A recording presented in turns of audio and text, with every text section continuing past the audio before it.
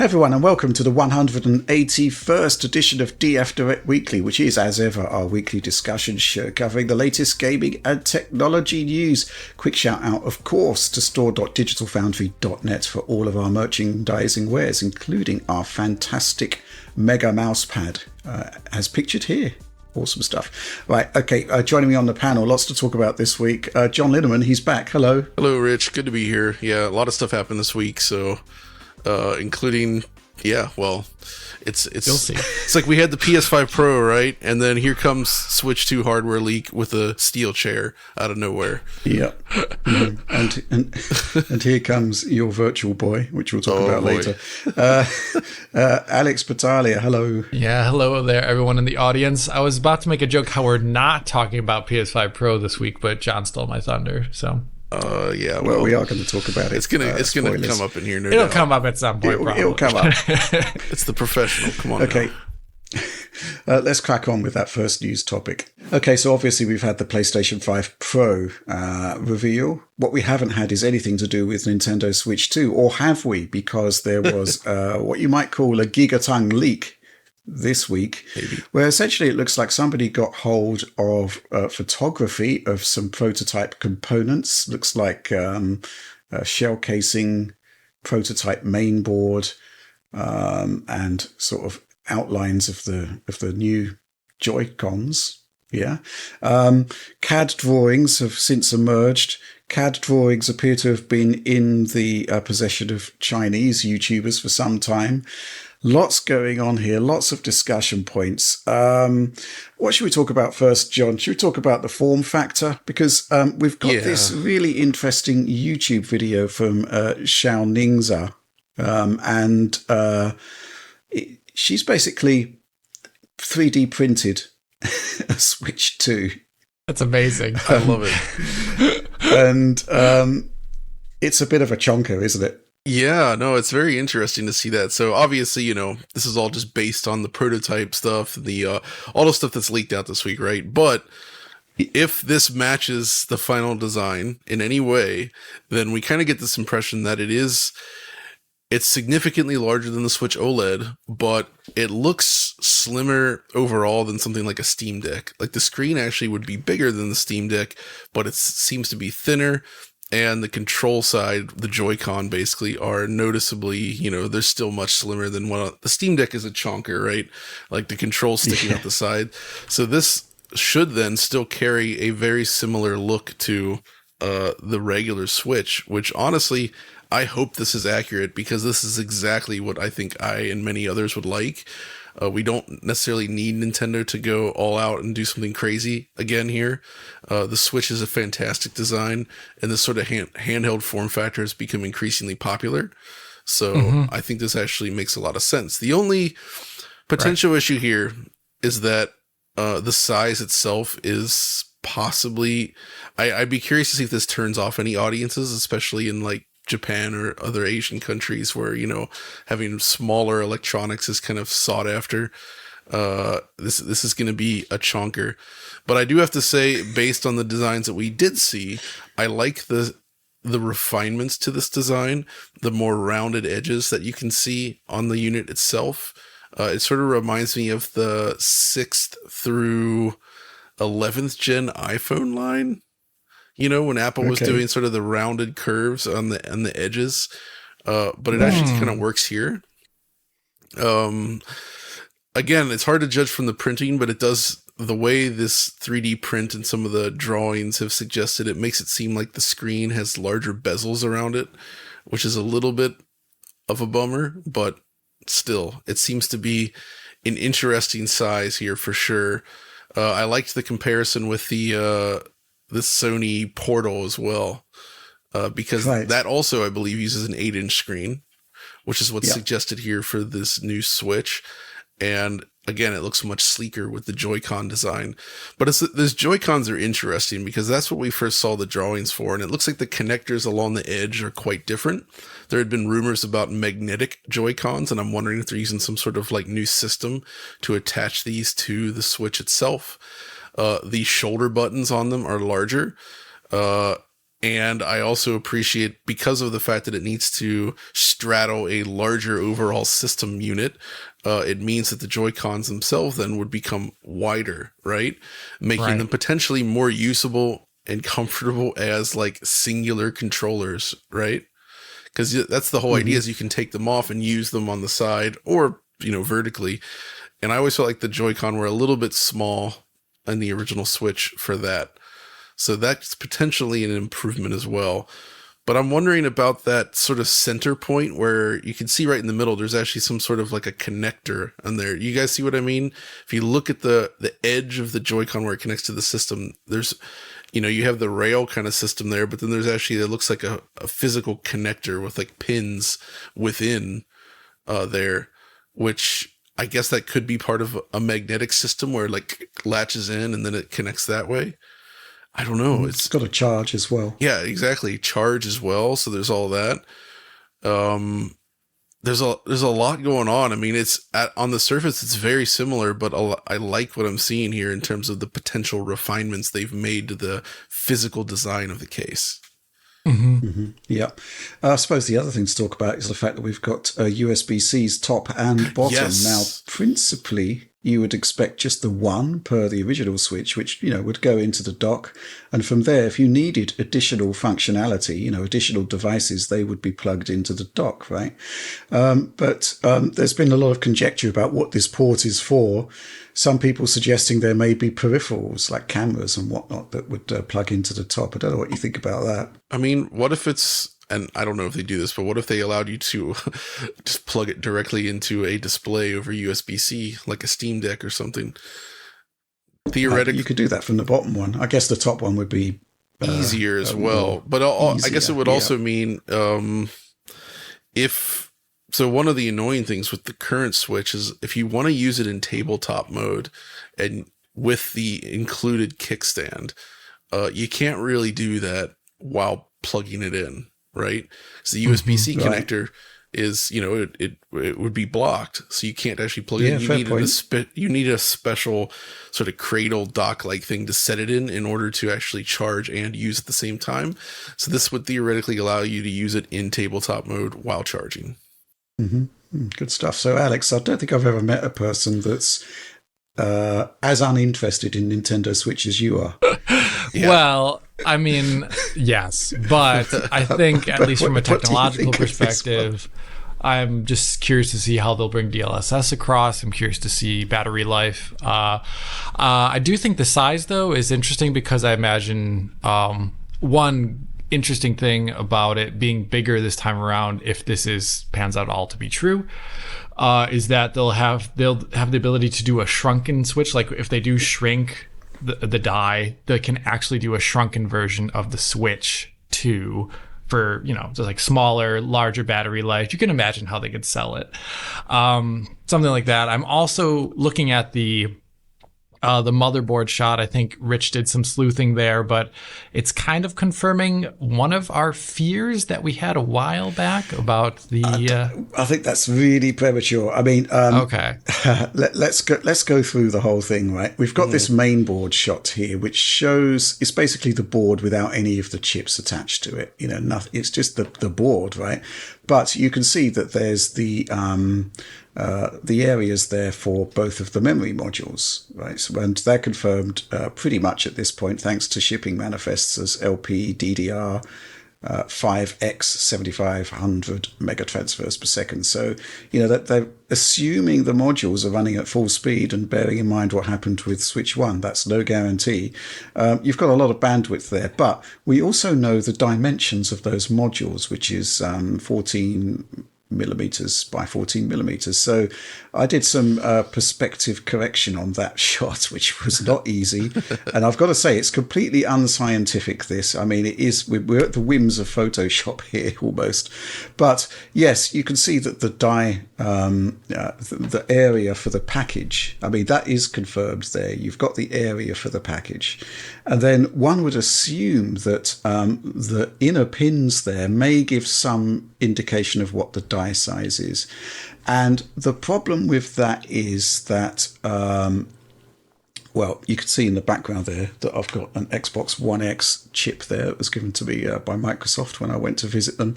And I actually looked at the pin configuration on the front and compared it to the die on the other side. And, well, what could I say? They're two different areas.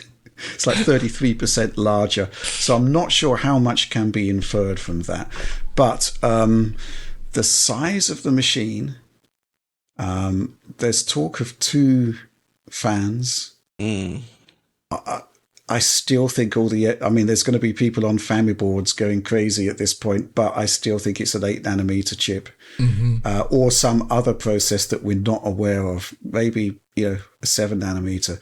Lots of conjecture about 4 nanometer. And all I can really say is that, console manufacturers have not used a cutting edge process node since 2005. Right.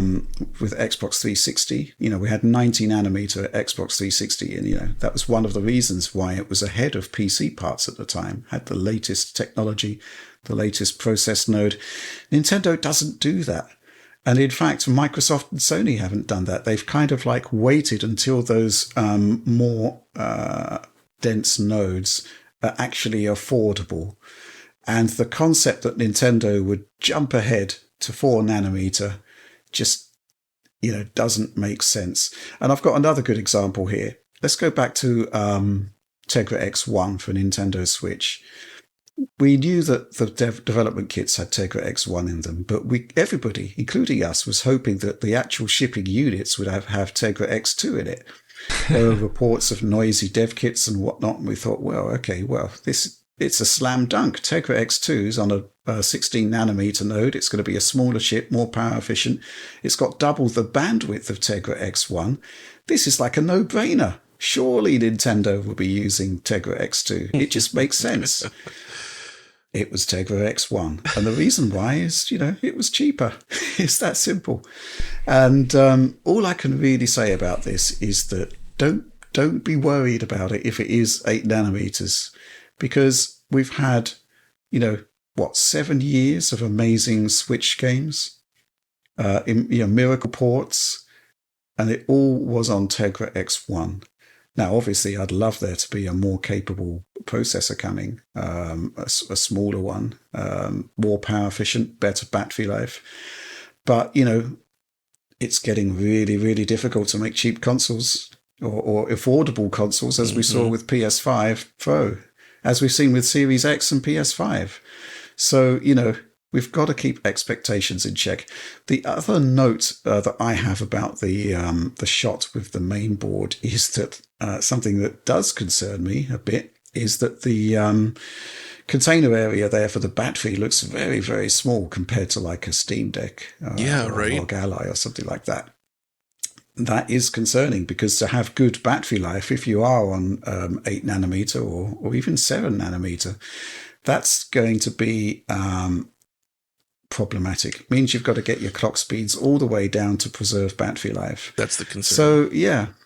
I think we should talk about the viability of this leak in terms of whether it's genuine or not. And again, there's been a lot of research, principally by the people on family boards, about the shipping manifests coming out of Taiwan.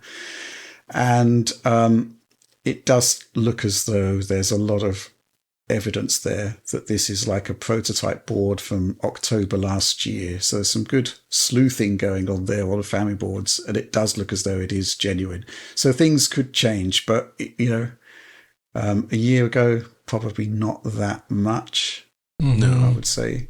Not likely. So, yeah, other points that, have been confirmed pretty much at this point: 12 gigs of memory, more than Series S. That's interesting. I think we're also talking about 256 gigabytes of flash memory at this point. Is it UFS 1? Yeah, UFS 3.1. 3.1. UFS 3.1, okay. 2100 megabytes per second, or 20 megabits per second, or whatever. I think that's pretty good for a handheld. I was going to say, that's actually fine. in ballpark Series XS territory, right? In terms of storage speed, because I think that was 2400 or so on the Xbox. Yeah. I guess it's probably going to be about the random Right, the random 4K random. That's true, but still, that actually makes me wonder more about what the game card situation will be like, because they're going to need to ensure that the speed of the flash memory on those cards is also up to snuff, right? Yeah. Again, the Xiaoming's video is talking about the fact that the cartridges are backwards compatible. No idea about the sourcing of that information. I suspect. I think that will be the case, but they'll have to. The new cards will certainly have to be faster and obviously larger. So I'll be curious to see what changes happen there. The Switch 2 does have that file decompression block, which suggests, a streamlined storage and decompression system for game data there, which I think is quite good.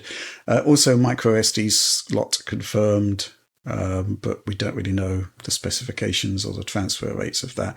You've got to assume that it's got to be compatible with the latest and greatest in order to actually run games, right? Right. Absolutely.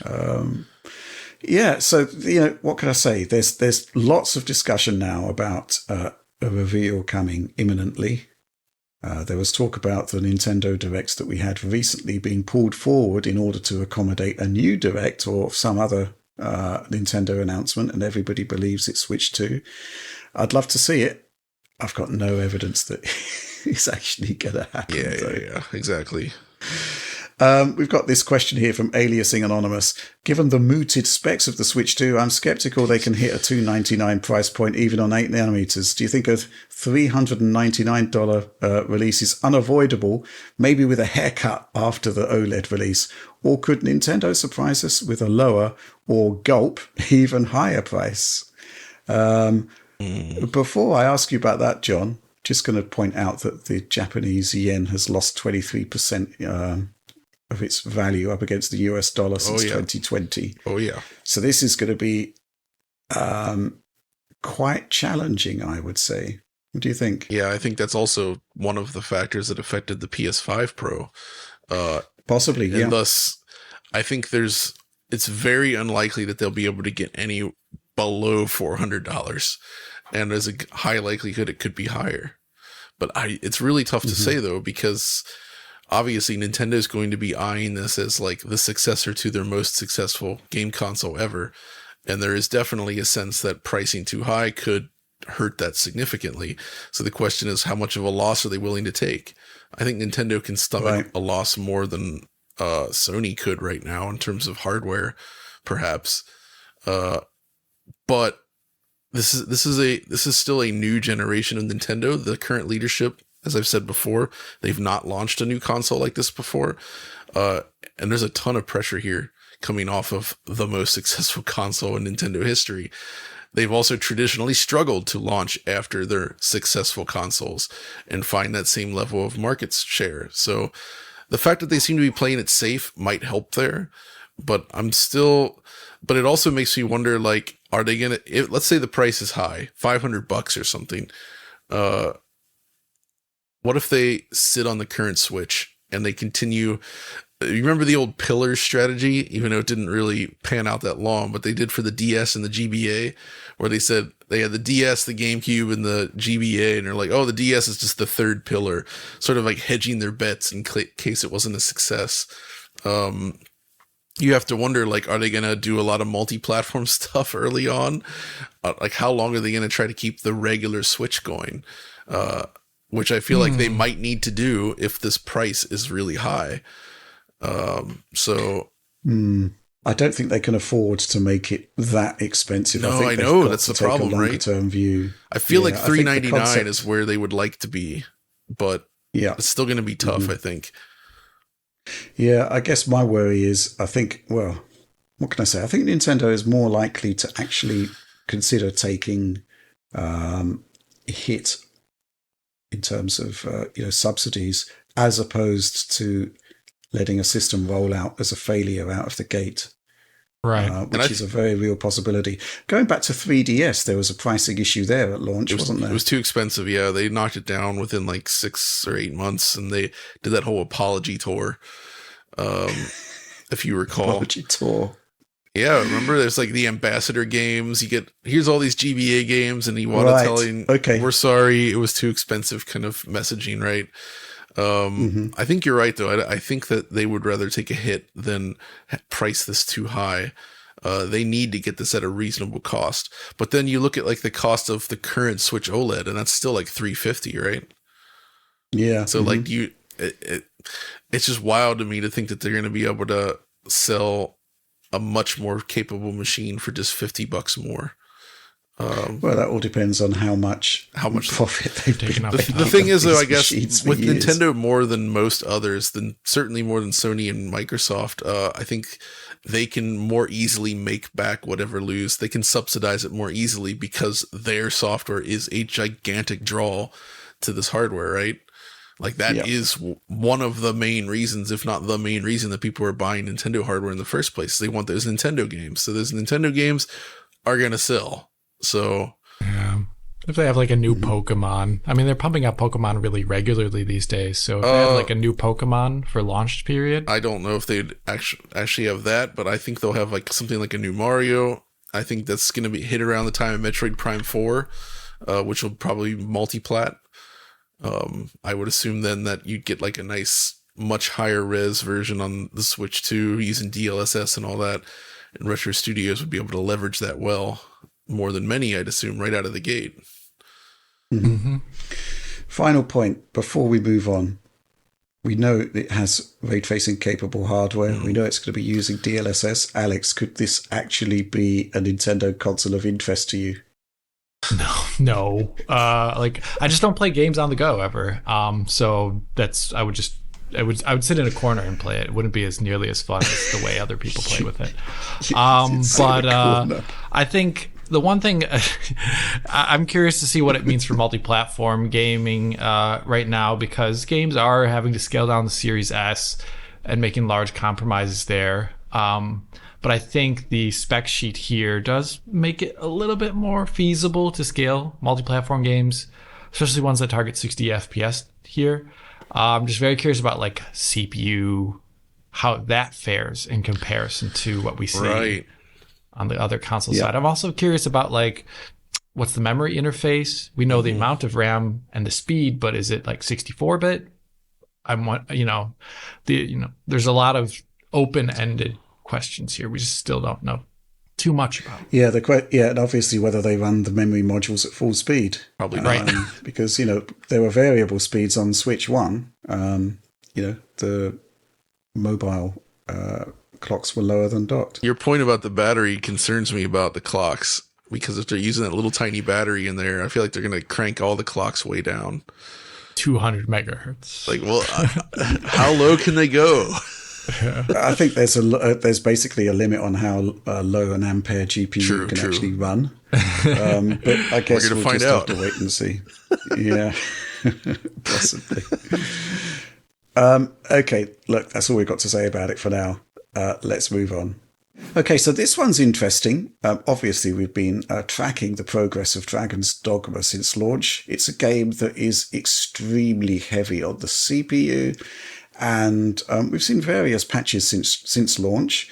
And this week, we haven't tested it on console yet, but Alex, you did check out the PC version because they were talking about performance optimizations. And the question is, have they actually delivered? I'd say they're like getting there.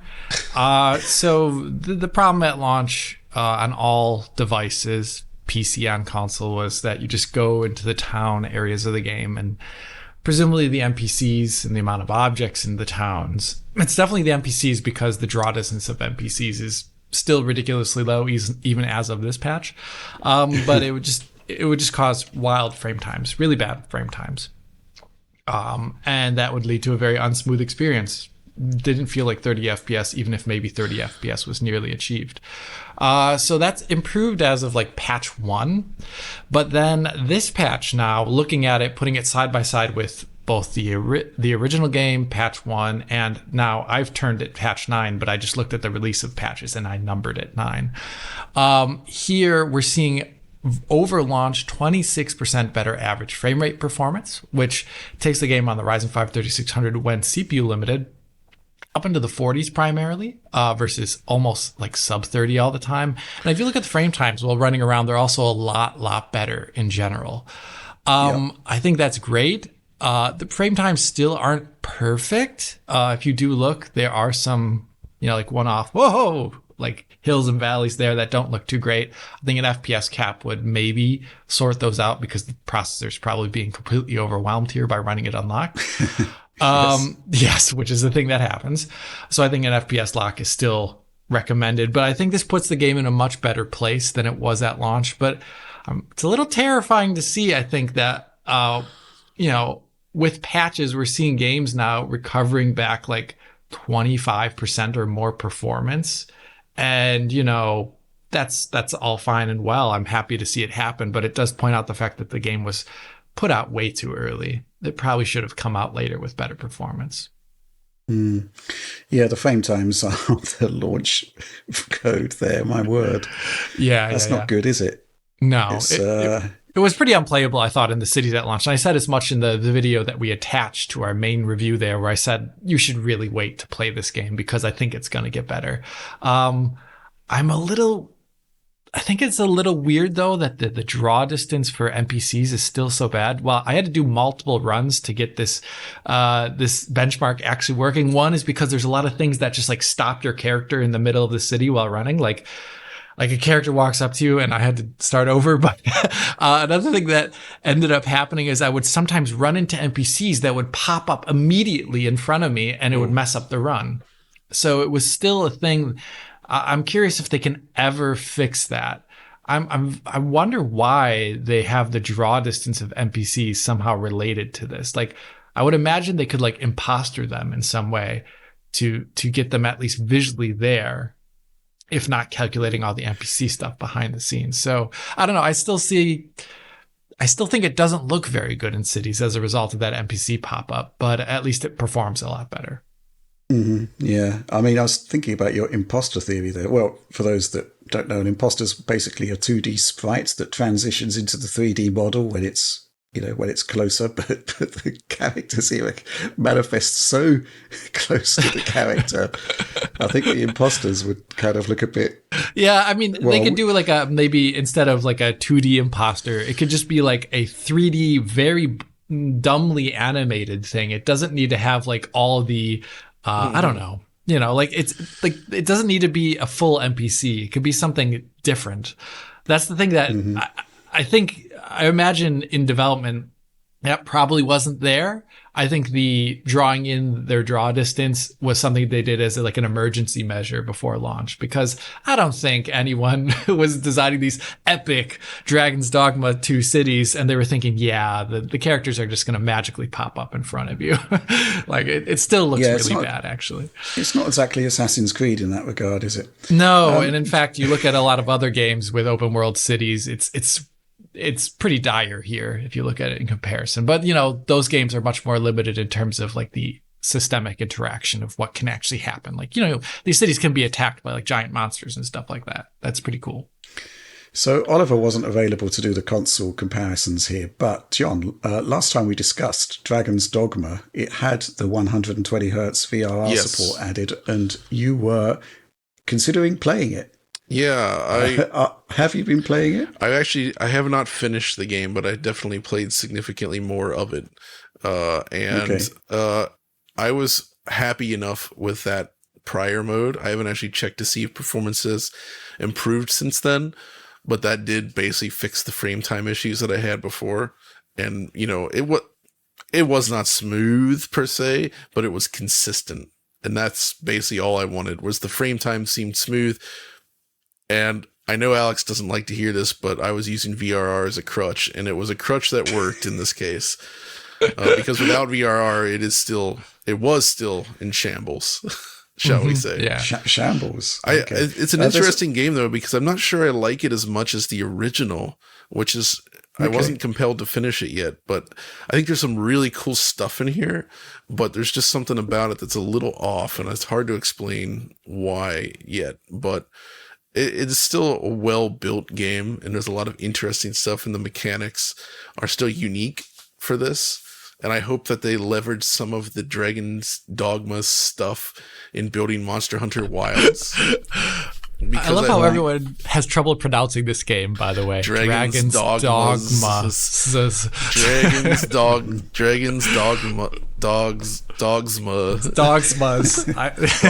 DD2. I just call it DD2. Always. DD2. It's not DRDR, it's DD2. Yeah. Are you looking forward to the PS5 Pro version? It's been mooted for upgrade. I am very curious about that because, well, that's unlike Dragon's Dogma. I mean, it's Final Fantasy VII is the thing I'm most interested on the Pro because I kind of did, as I famously said online, I have not played through more. I played like almost 10 hours, but then I just stopped because the image quality, I kept bouncing between quality and performance mode a lot, and it was pretty nasty. I saw your little section on the Dragon's Dogma last week on the Pro Direct, and all like, what was it, like 300 frames or something, or 400 frames? Yeah, the intro area. It was like, hey, it was 60 there, I think, for like those those frames. But I'm extremely skeptical that they can get this game running at 60 FPS constant on the PS5 Pro, because the CPU stuff is just, they have not figured out how to overcome that. It's just a fundamental limitation of the game's performance right now. So unless they work some kind of weird magic, like stuff like upscaling, upsampling, none of that's going to help where the game is limited, right? Might have better image quality, though. You've got a 10% CPU bump that they could tap into. Yeah, plus, you've got the increased performance, hopefully, from this patch. So maybe it would just become a bit smoother in your VRR crutch scenario. It could. I mean, theoretically, they could get it to, I guess realistically, they could actually get it to be kind of mostly 60 in a lot of areas. It's true that it probably won't be 60 in the town. But I think in the open world area, perhaps it is actually possible to get there most of the time, right? And then VR can cushion the blow. The town is the thing I'm going to be curious about. But again, I mean, if the town is a bit sluggish, as long as VRR, again, using it as the crutch, the fact that they do support 120 hertz is key here, of course, because, you know, it does help with the reduced range on VRR compared to when you're just outputting 60 hertz, where it's basically, if you go below 48 frames per second, you drop out of VRR and then it looks terrible. So, maybe it'll be pretty good on the Pro. We'll see. Also, nice turning off the RT, maybe that'll help get it closer. For example, you can turn off RT and some of the other settings. I know, turning off RT in this game really affects the visuals. I was gonna say, like RT, it feels like it was built with that in mind, and like when you turn it off, the lighting just kind of becomes glowy and ugly, and you're just like, it loses the nuance. Because this is a game that's very dark, kind of gray, brownish, and like it relies on that RT to like make it look good. To give it much more contrast. Exactly. Okay. I think we will take a look at this on a console, maybe report back in next week's Direct, but obviously we'll be covering the PS5 Pro version in due course. Professional.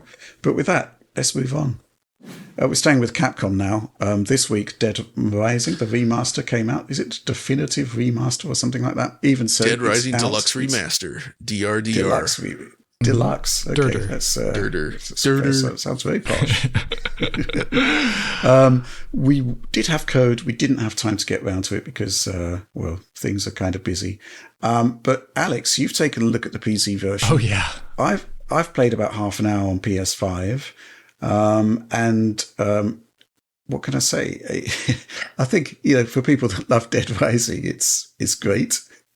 I personally felt they could have done a bit more, but tell me about your impressions on PC. First on PC, I was surprised. It's a D3D12 game. And after having played Dragon's Dogma 2 and just loading it up like previously in the day, there was no shader pre-compilation step. And I was like terrified. I was like, oh no, they did it again. But actually playing through the game, I was struggling to find, I played it originally on the 7800X 3D system, and that would, of course, regardless of how fast the 7800X 3D is, that would show shader compilation stutter. But I don't think there is any in the game, actually, because I think the game's unique structure and very old school structure allows them to do any of their shader pre-compilation in the little loading sequences that happen when you like touch a door.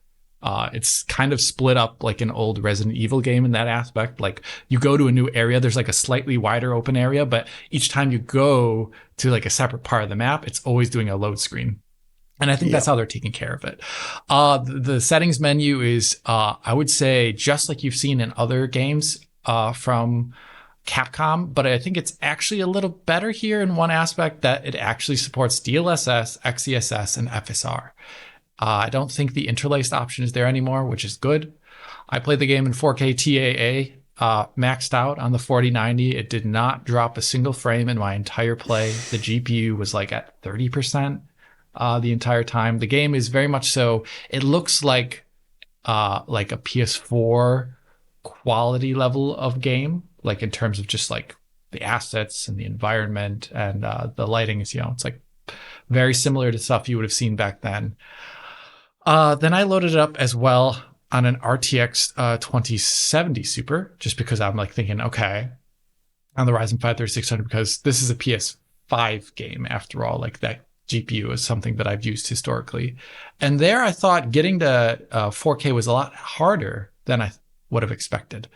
And the reason for that is, well, I realized that the DLSS in the game, contrary to a couple of other titles, actually keeps the post-processing at native output resolution, which the interlacing mode, for example, never did. And that makes the game way heavier. For example, in this scene here, like I turned off depth of field and the game has a constant depth of field that's probably like, I don't know, it starts like maybe 3 to 4 meters away from you. I don't know if you noticed that, which looks visually nice in the mall, but it's also, I think most people are going to turn it off, but it like brought the game from like the mid 40s into the upper 50s. So it was a huge sink on performance. So if you're looking for easy performance wins here, I would say stick to the high and not the max setting for things. And then also turn off depth of field. Now, one thing that disappointed me though, is that just like Resident Evil 2 and a lot of their games, all the animations of background stuff is like half or quarter of the initial refresh rate. So if you're playing the game at 60, things that are not too far away from you will be animating at 30 or even like 20 or 10, depending upon how far away they are. And it was a little distracting at times in the mall. But I think that's one of the reasons why they have the depth of field there. I would have loved to have seen something that scales the game in that aspect. They have like settings to like change the amount of persistent dead people on the ground. But they don't have a setting to change the animation refresh rate of the zombies themselves. But other than that, I mean, it doesn't look incredible. It looks a lot like there's 360 roots in there. It's a completely different engine, but like just the whole design of the area, if you know what I mean.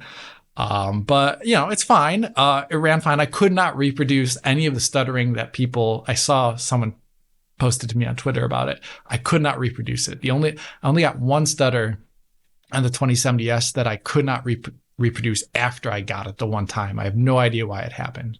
So that's really all I got to say. 3600 system. On the Ryzen 5 3600, I like went into a bathroom, and right before I went to the bathroom, there was like a 66 millisecond frame time increase, and I have no idea why. Well, I played it on PlayStation 5, and it's fine. Locked 60 frames per second throughout. But we think, Alex, it might be using the interlace option on PS5.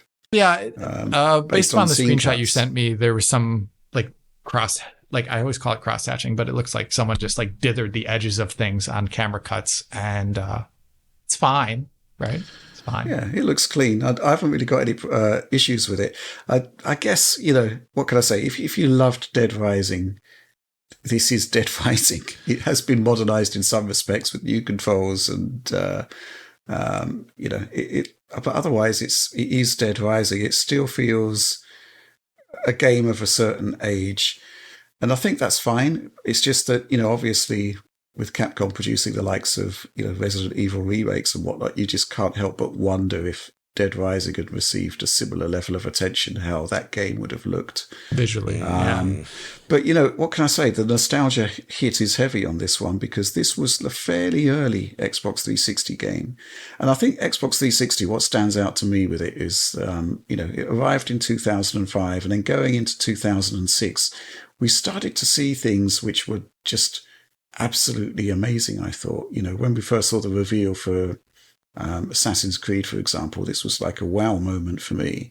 And similarly, when I first loaded up Dead Rising, I think it was a demo that was initially available. And you're seeing this vast multitude of zombies on the 360. It was like, wow, this is really good. So I can see why a lot of people have a lot of fond memories of this game and maybe don't want it to be, completely remade. What's your take on this, John? I think you guys have been way too harsh on this. Oh, yeah? Because, first of all, they call this a deluxe remaster, and I think it's a pretty interesting title. But, they redid, everything here. This is not just, upscaling stuff here. This is, it has all the benefits of RE Engine. Everything is significantly more detailed. The textures are all new. It has real-time shadows everywhere now. Just the quality of the lighting, the effects. There's actual foliage now, water that interacts, better reflections rather than just generic cube maps. Everything is so much more detailed now. In addition to improving core mechanics and everything else. I feel like outside of a complete from-the-ground-up remake, I feel like this is as good and robust a job as you could do for a game like this. So I feel like they put in a lot of work here, and it's really impressive. I think they did not need to go this far, but they really they did a ton to this game. So I really think it's actually quite deserving of praise, because you can just see it may look somewhat PS4ish, but PS4 generation-ish graphics at 60 FPS looking sharp like this. That's still a long way from 2006 Xbox 360 720p 30. And well, it really does not share, it really is new, everything's new looking. It's not just we took the old 360 models here. They refreshed everything, and there's just so much more going on, especially lighting wise and shadow wise, stuff that's definitely not in the original. No, the first game had baked lighting, and I don't even think really much of any real-time lighting at all. Exactly. It was pretty flat. It still looks good artistically, the original, but it's very, very flat. So I feel I think they've done a great job here. And the fact that it runs great on the consoles as well is a really nice thing. So I feel like this is that is actually a really good point, because the original Xbox 360 version was variable. It was 30 at most. Well, it tried to be 30, and it was often 30, but it did not stay there. And it had some tearing issues that were quite egregious at the time. Yeah, so when you look at that, they've delivered what seems to be a very polished experience with really nice, fresh new coat of paint. It reminds me a little bit. It's not, they didn't go as far, but it reminds me of the type of things that Blue Point has done with Shadow of the Colossus and Demon Souls, where it's fundamentally below the surface. There's the same game design there, but it just looks dramatically better. So good stuff. We are going to take a look at it if we can find the time for it, because we'd quite like to see those improvements. I think that's probably maybe my issue with it, is that you're viewing it through the lens of a modern game as opposed to how much it's enhanced over a very, very old Xbox 360 game. Yeah, I feel like if you actually are really familiar with Dead Rising 1, it kind of instantly hits you oh man, they did a lot. Though, there are still some areas where arguably there's an appealing element to the original with some of the choices with the colors. But again, it's all baked out and very static in a way. And it's just cool having real-time shadows and lighting in a game like this now. And it just sort of ties everything together. It's the level of detail and all that, and all the benefits of RE Engine are here. So yeah, okay, I like it. I also swear they made Frank wider. Oh, I know what you mean. Not just his face, but when I was walking down a hallway and I was looking at his shoulders, I was like, dude, you're stacked. Dude's so wide. He is a larger gentleman now, that's for sure. Well, yeah. So this is still Dead Rising, and Dead Rising 1 is very unique because it was the only one created by Capcom in Japan. Before that, the other studio whose name I'm blanking on basically took over the franchise. Right, changed a lot. The sequels are all very different, I think, and they're still interesting, but they're very different. Okay, so Dead Rising Deluxe Remaster. We try and do some coverage on this one. Things are really, really busy at the moment. But, that's a bit of a first look for you. And with that, let's move on. Okay, so a couple of AMD stories have come to light recently. First of all, we now have confirmation that RDNA 4 sees a refocus from AMD. They're no longer chasing the Halo flagship products.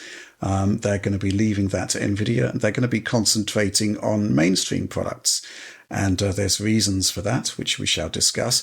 There's also now seemingly confirmation that there's an FSR 4 coming, and it is using machine learning based upscaling. And curiously, in this report from Tom's Hardware, it seems to be sort of primarily addressing the mobile market. The idea is to make handhelds that last for hours, I think. Alex, where should we start with this? Should we talk about the concept that AMD is effectively leaving the high ground to NVIDIA and what this actually means? What's your take on this? Well, my take is that it's a bad idea and a good idea. Right. I'd say bad because the thing that captures people's imaginations and it gives the brand recognition of NVIDIA is actually a lot of these higher scale demos. And the fact that people say the word RTX 4090 and it conjures an image in your head of like a Ferrari or a Lamborghini of the PC space. And I think like when you say the phrase like RTX 4090, people think like it's the best of the best. And it's like unquestioned at that point.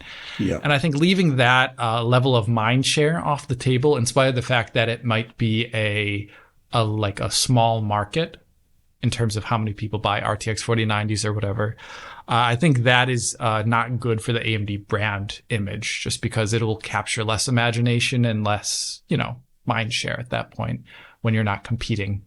It also just takes away, the fact that, people just associate like high-end computing with NVIDIA at that point and not with AMD. But it's maybe good for them because they could never get up there anyway, is maybe the problem that they've kind of suffered since, for a while now with their higher end cards. And I think maybe if they did focus their energy on delivering a price performance champion in the mid range that maybe now actually has features with RDNA 4 and above, then they could actually start winning back market share, which they've lost in that segment. Because in spite of them having things like more VRAM and arguably better rasterization performance, they're still not making headway there.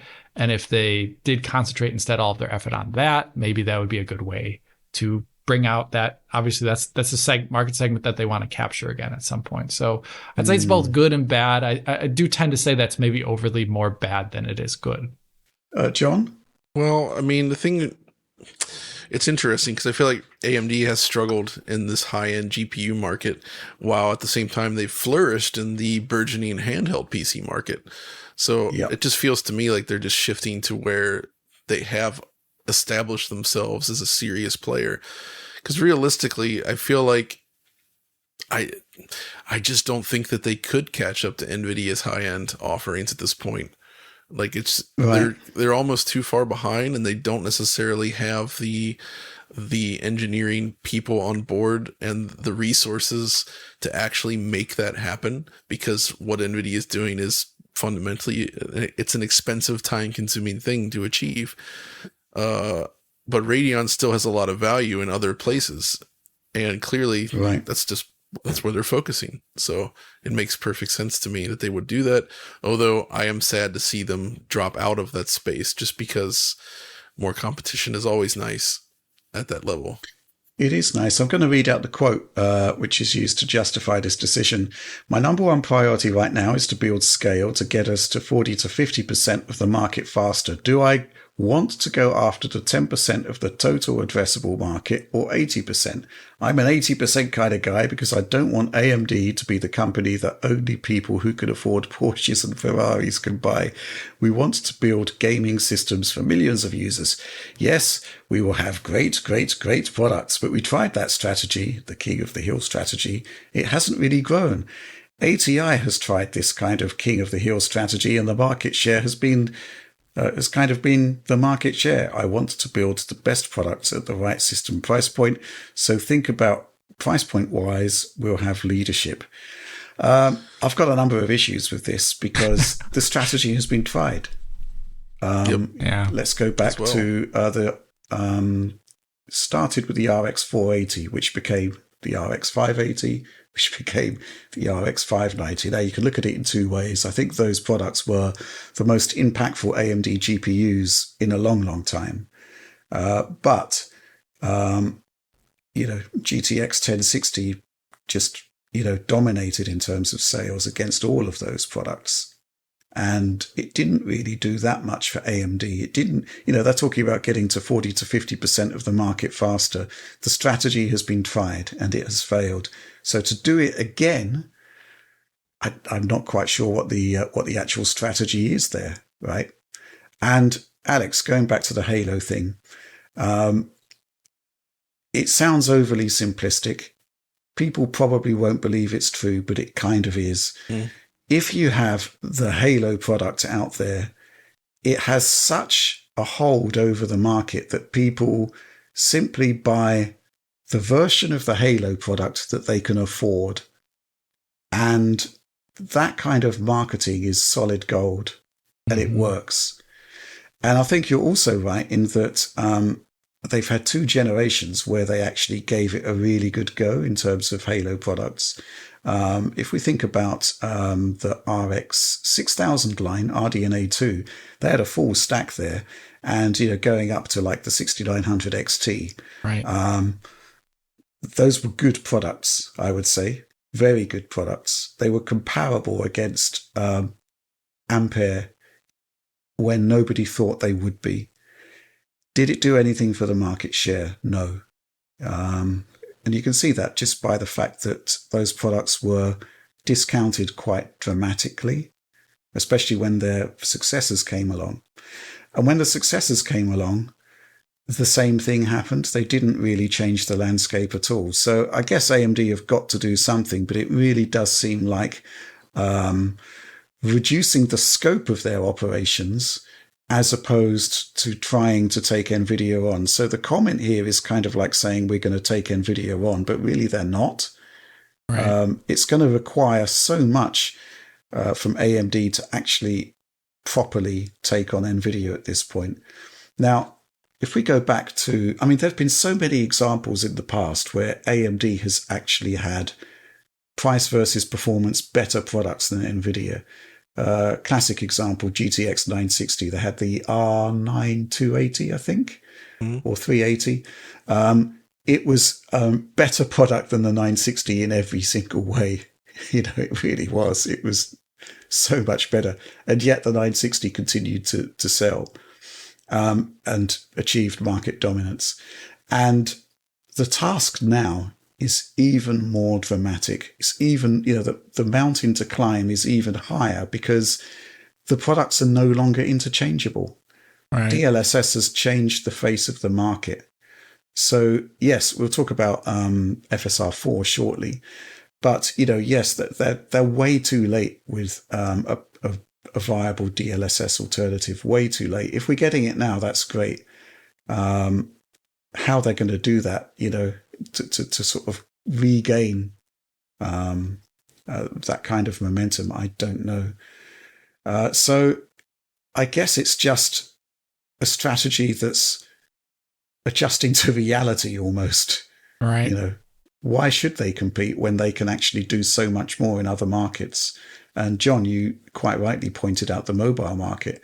And we'll talk about FSR 4, but yes, the idea that FSR 4 is primarily aimed towards getting more out of handhelds makes a lot of sense, right? Mm-hmm. Alex, FSR 4, it's here or it's coming. What do you expect? Oh, this is the weirdest announcement of a new technology that I've ever seen, where he just kind of like offhand is like, that's why I thought about FSR 4. It's for batteries. It's for I told the guys to pivot, or something like that. It's like a very strange quote. It really does seem like like bar talk. It's very weird. But locker talk even. I just imagine just like sitting down talking about this at a bar. But the thing, so the discussion of maximizing battery life, and it describes also like frame generation and frame interpolation. It was a little bit of a weird quote because it seems to be talking about like 2 to 3 different things the whole time. It seems like muddled on the technicals. Yes. And which makes me wonder if we're seeing the exact same thing here because he talks about battery life, and AMD already have AFMF2 now, and they also have FSR 3's most recent iteration, which do not use any form of machine learning to achieve frame interpolation or frame generation.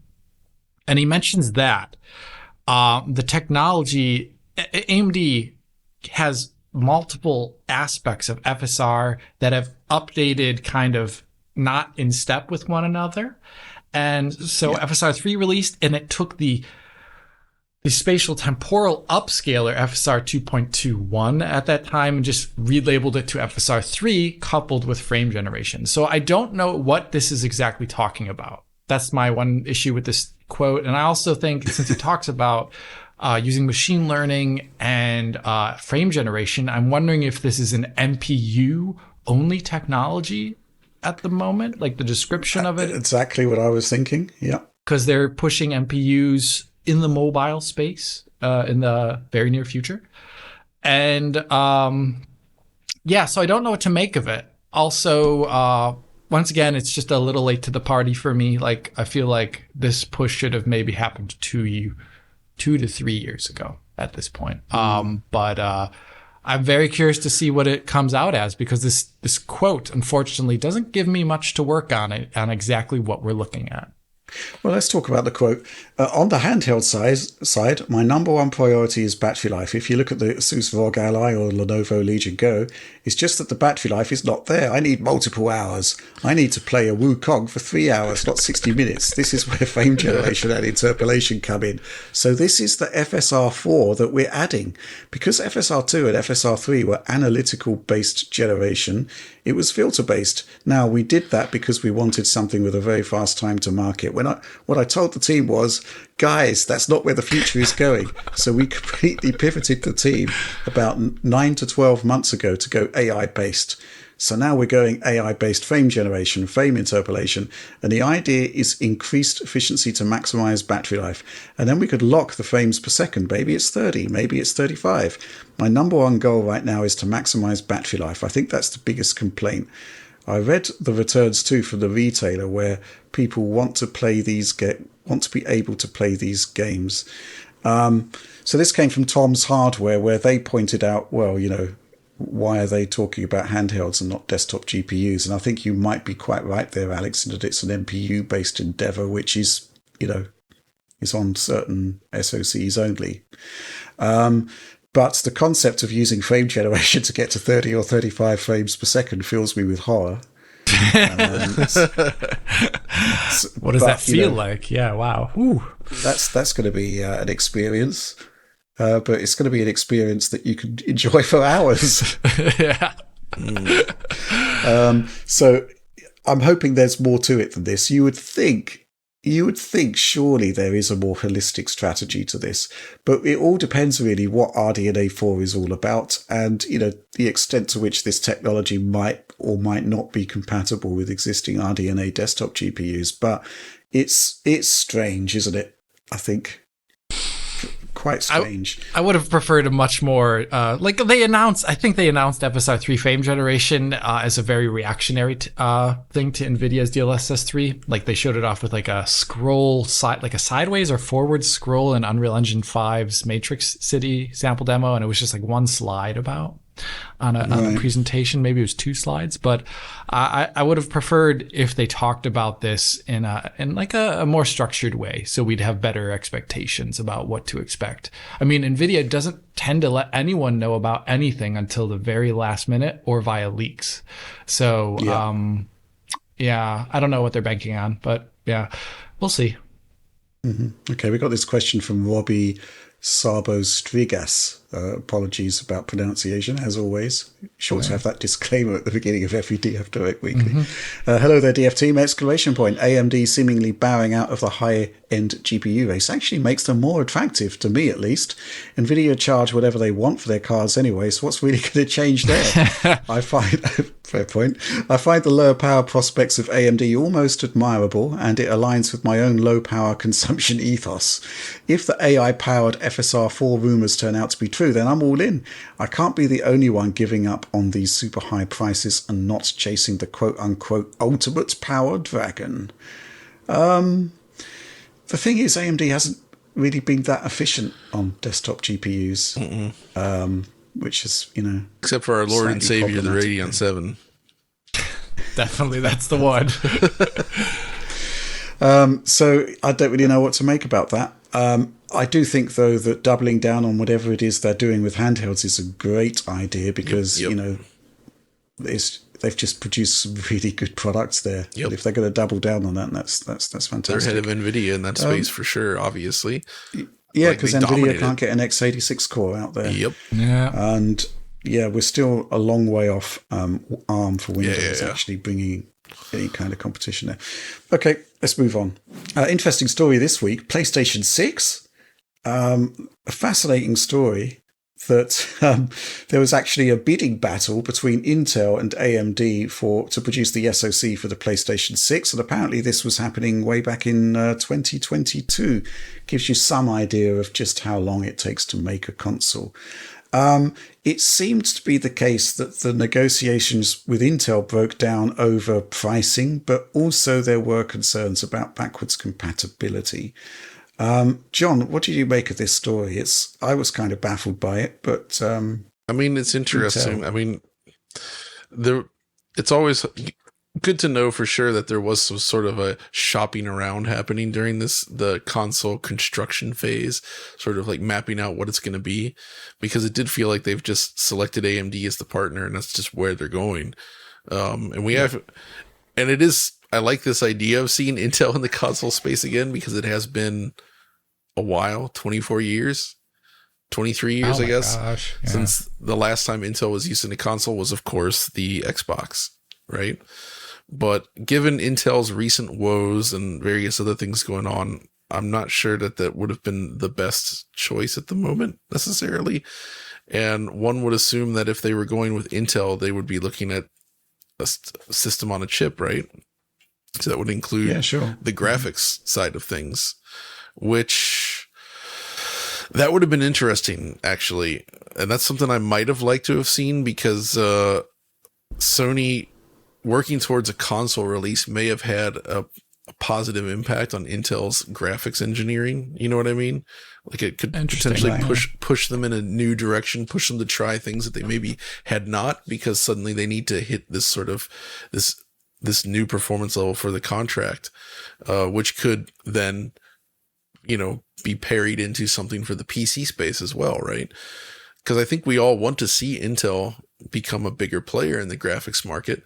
The ARC stuff was interesting and promising, especially their RT performance, and the work they did on XeSS was excellent, but they ultimately fell short in several key areas. Obviously, drivers were a huge problem for a long time, and just they also had not really targeted the high-end market. But still, it was promising enough that I would have liked to have seen what was possible in a console. But given what they're saying here regarding like price and backwards compatibility concerns, I can kind of see why they would have stuck to their guns, Sony in this case, right? Because clearly they don't want to give that up at this point. And I think they do certainly recognize how important that is going forward. Like Phil himself had said regarding Xbox, like once everything started to move towards this digital marketplace, there's this expectation that you can carry your software across generations. And while Sony definitely was big in backwards compatibility for a while, they kind of stepped out in the latter half of PS3 era. And with the PS4, it's like starting with PS4, you got to have backwards compatibility. And I think they could not afford to compromise that, which may have happened if they switched to Intel. Mm-hmm. Alex, what do you think about all of this? Well, initially I was shocked to hear that it was even a thing. I thought it just sounded so unrealistic to me, given the push for backwards compatibility in general. But then I thought maybe after reading a little bit more about it and seeing other reactions that maybe this is just a really good bargaining thing that Sony did to get AMD to kind of get to have a different position in the contract than they would have otherwise had, because they had now, instead of the assuredness of just, of course we're going to be in P6, it's like, oh, they're maybe going to go with Intel, and Intel's going to play along. And, you know, kind of to get them to strike a different and maybe more favorable deal towards Sony.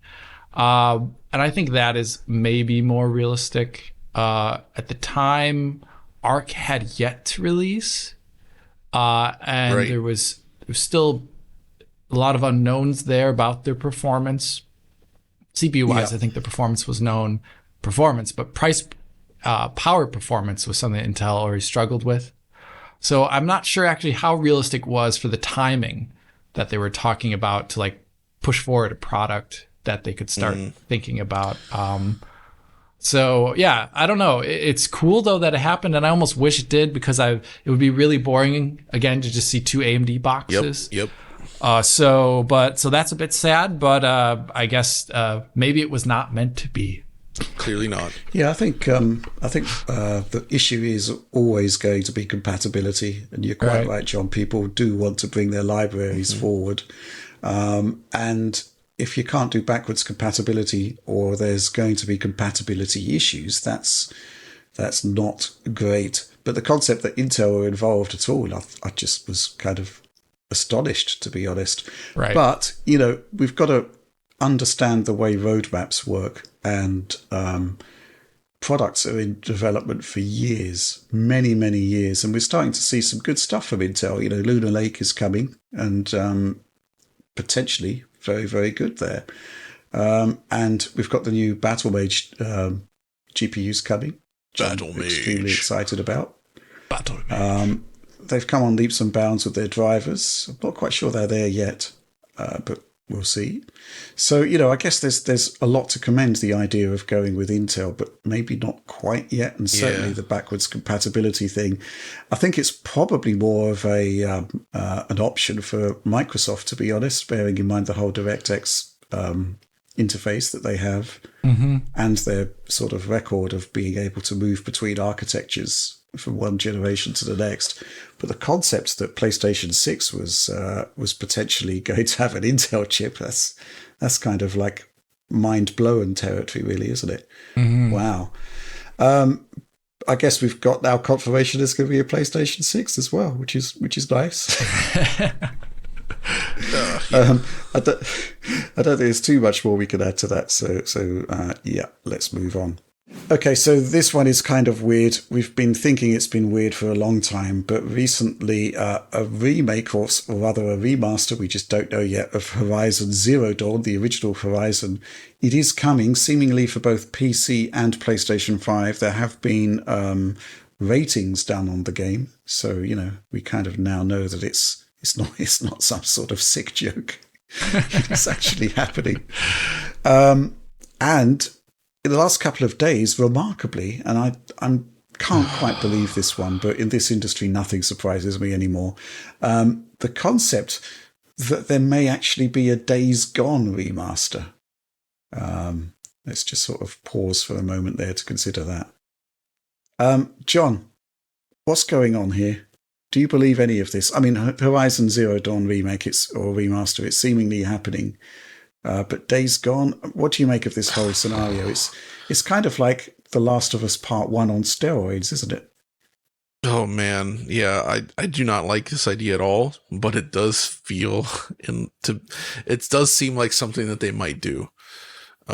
Because clearly there's issues getting brand new stuff out right now in terms of development time is very long on new games. So, but man, these games don't need remakes. They don't need remakes. They absolutely do not.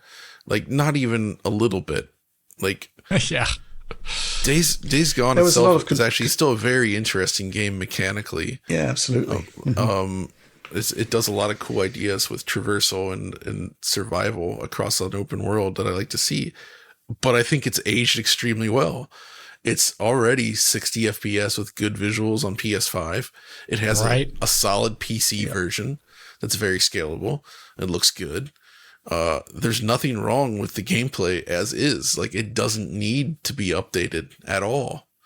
Like, I thought Dead Rising, the Deluxe remaster looked pretty good, right? I'd say Days Gone still looks kind of better. Yeah, it does. And, it's like, it as is, it's still fine for 2024. It absolutely does not need it. There's nothing mechanically that they need to do that says, yeah, this needs to be remade. And honestly, Horizon as well, like Zero Dawn obviously is dated somewhat visually compared to what came next, but that's the natural order of sequels, and it does not look bad. It is still a beautiful game. But it's one that I think a lot of people have already experienced, and I don't see what they could bring to the table that would make it worth just doing that again. Right? The mystery's gone. The game is out there. It's been there. You can play it in many places. It's 60 FPS all around. I believe it is 60 on PS5 now, isn't it? Oh yeah. Yeah. So like that patch with you. What the heck? Like this, I hope, I just don't like it. Like Last of Us Part 1, there was some complaints about that, but I think that was just on the edge of being something that was kind of worth it, especially with the HBO show in the works and sort of bringing it up parity with The Last of Us Part 2, having them both be there like that. That's fine. But these games, no, there's no reason to do it when they're already in such good condition. They've got to make an exceptionally compelling pitch to actually sell people on this concept.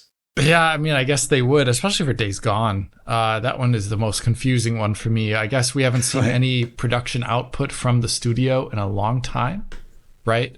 Okay. So we're wondering what they're doing. Maybe they're working on their next project for so long that they need to get revenue in. I think maybe this is just a problem of revenue for long development cycles. To fund the next larger project, we have to resell the game we made earlier in some way. And I think the hook for something like Days Gone is probably going to be some sort of PS5 Pro integration. I don't think there's anything compelling about it really from a PS5 perspective, but a PS5 Pro's perspective could have different image quality, could have the enhanced settings from the PC version that push things. It's so boring, but there's that. For Horizon Zero Dawn Remaster Refresh, PC version didn't do too much that was really interesting above the console version. Honestly, was one of the issues that I had with it at release. And unless they're like adding in, they could, like, the game has like, they could add in like RTGI, I guess, and update the character models, update the water. It seems like a large endeavor though to do that. Do people really love Horizon that much to want to pay for that again? I don't know. The only thing I wonder is sold monstrous amounts, which is part of the problem. Maybe it's a canary in a coal mine situation, but in a positive sense, in that it's indicating that Nintendo has something big in the works. Because traditionally, they like to release Horizon games during the release period of a big Nintendo game. Like it's promptly overshadowed. Oh, overshadowed, yeah. Right? So, like, God, maybe, what's the next Zelda that's going to release then? Is this what we're talking about here? Like, is this the next big Nintendo game they're getting ready to launch? That is the best. They got to have Horizon ready for that. Yeah. Hashtag clutching at straws. Yeah.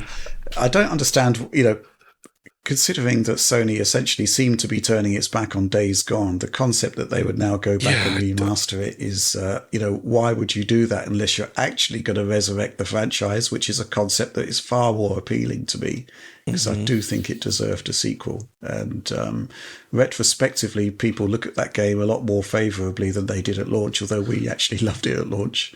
Yeah. So, yeah. Yes, I think, you've got The Last of Us Part 1 as a precedent, but I honestly think that was almost like a borderline case. And these games are from a subsequent generation. And there is far less of a case, unless it's, maybe the Days Gone thing is possibly akin to what they did with Ghost of Tsushima, which was essentially not really a remaster, but a refresh. Or T-Loop 2. Yeah. Where, again, it was it did come out on PS5 natively, but it wasn't like a gigantic project with a lot of investment behind it. It was like, hey, this is just sort of a polished up final release version of this game. Here you go. Which was not a big deal in the end, and it was fine to have it. Mm-hmm. Yeah, so I do think that, maybe there is a case for something to be done with Days Gone in that regard, but at the same time, it would have to be to reintroduce the franchise and to commit to it. Horizon, I can kind of see that they would want to go the Last of Us Part 1 route on that, but man, they've got a big task ahead of them in actually selling that to the audience, of a great many of whom will have Zero Dawn, which runs great on PlayStation 5. We've got this... actually, we're going to get the customary hi Jake out of the way, because SJ33 in brackets Jake has a question. Hi Jake. Hi all, I don't think there's anything offensive about a Horizon Zero Dawn remaster in itself. The problem is what its existence means for future development. Games are taking so long to make and costing so much that these remasters make sense to keep things ticking over in the meantime. The problem is this will only last so long until developers run out of things to remaster, without digging deep into the back catalogue and potentially more expensive remakes. Where do developers go when the remaster world runs dry? That's a very, very interesting point. The answer is, well, they haven't really got anywhere to go. I mean, you look at something like Final Fantasy VII Remake / Rebirth, and that is, I would say, a worthwhile endeavour, but it's a gigantic project akin to a whole new game, really. It is, yeah. Any final comments on this, John, before we move on? Man, I'm just waiting for more. I would really love to see Sony start to announce some more new games. Though, if at the same time, maybe they are trying to follow the model they took with something like Astrobot, which is to say, announce it and then 2 months, 3 months later, it's out. Also, which is not a bad thing either. And also, vastly looking at these remasters, I'm seeing other games that are languishing in PS3's wasteland. Languishing. Why not? Yeah, like why not Killzone 2 or 3, a Killzone collection or something like that instead of Horizon? Like, I know it's probably more of an effort to bring that, just up-resing it and making it run on an x86. I think would be great, right? I feel like that could be interesting, but it's not synergistic with the rest of their new portfolio. And I think Sony's allergic to first-person games anyway, so I don't know if they would ever do it. I don't even know. That's the weird thing. I'm kind of more excited about the concept of a Shadowfall remaster than I am a Horizon one. Big time. Even though they are the same generation. Dude, I think Shadowfall is super underrated. And if they went back over it again and basically solved its issues, things like, improving the AI and making some changes to some of the mission flow, I think it would be really awesome. But like you say, Alex, they seem to be very synergy driven right now. And if this does, I don't think they have any interest in reviving the Killzone franchise, because that's not what Guerrilla's going to be doing anytime soon. So it's like, why even put marketing effort into that if they're not reviving it, is likely what they're thinking. Okay. I think that's all we've got to say about that. Yes. Let's move on. Final news story of the week, and this is possibly the biggest news story of this or any other week. John, you've acquired a Virtual Boy. That's right. I have acquired a Virtual Boy. Thanks to a local friend, actually, who gave me a very nice price for it in several games. But what I didn't expect is that this was a boxed, basically unused Virtual Boy. Everything was still in its original plastic wrapping with all the ties on there. The plastic is brand new, untouched. Everything about it looked like it had never been used.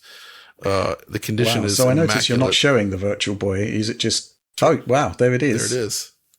I was thinking that maybe you didn't want to take it out of the packaging. No. I've been using it because I'm not somebody who just wants to leave it in the package. I actually wanted to enjoy it.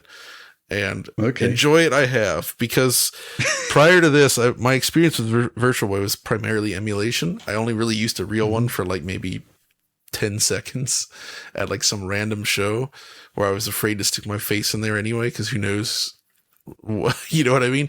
But the display, I wanted to talk about it because the displays and the way that this works, everybody always jokes about headaches inducing, which I think is massively overblown, but maybe it varies per person. But this is so neat looking in there because it is some sort of like LED based display, and it uses some sort of like crazy wheel system to sort of like draw lines across it, like sweep lines across the screen, where it's like turning a singular line into like a full image.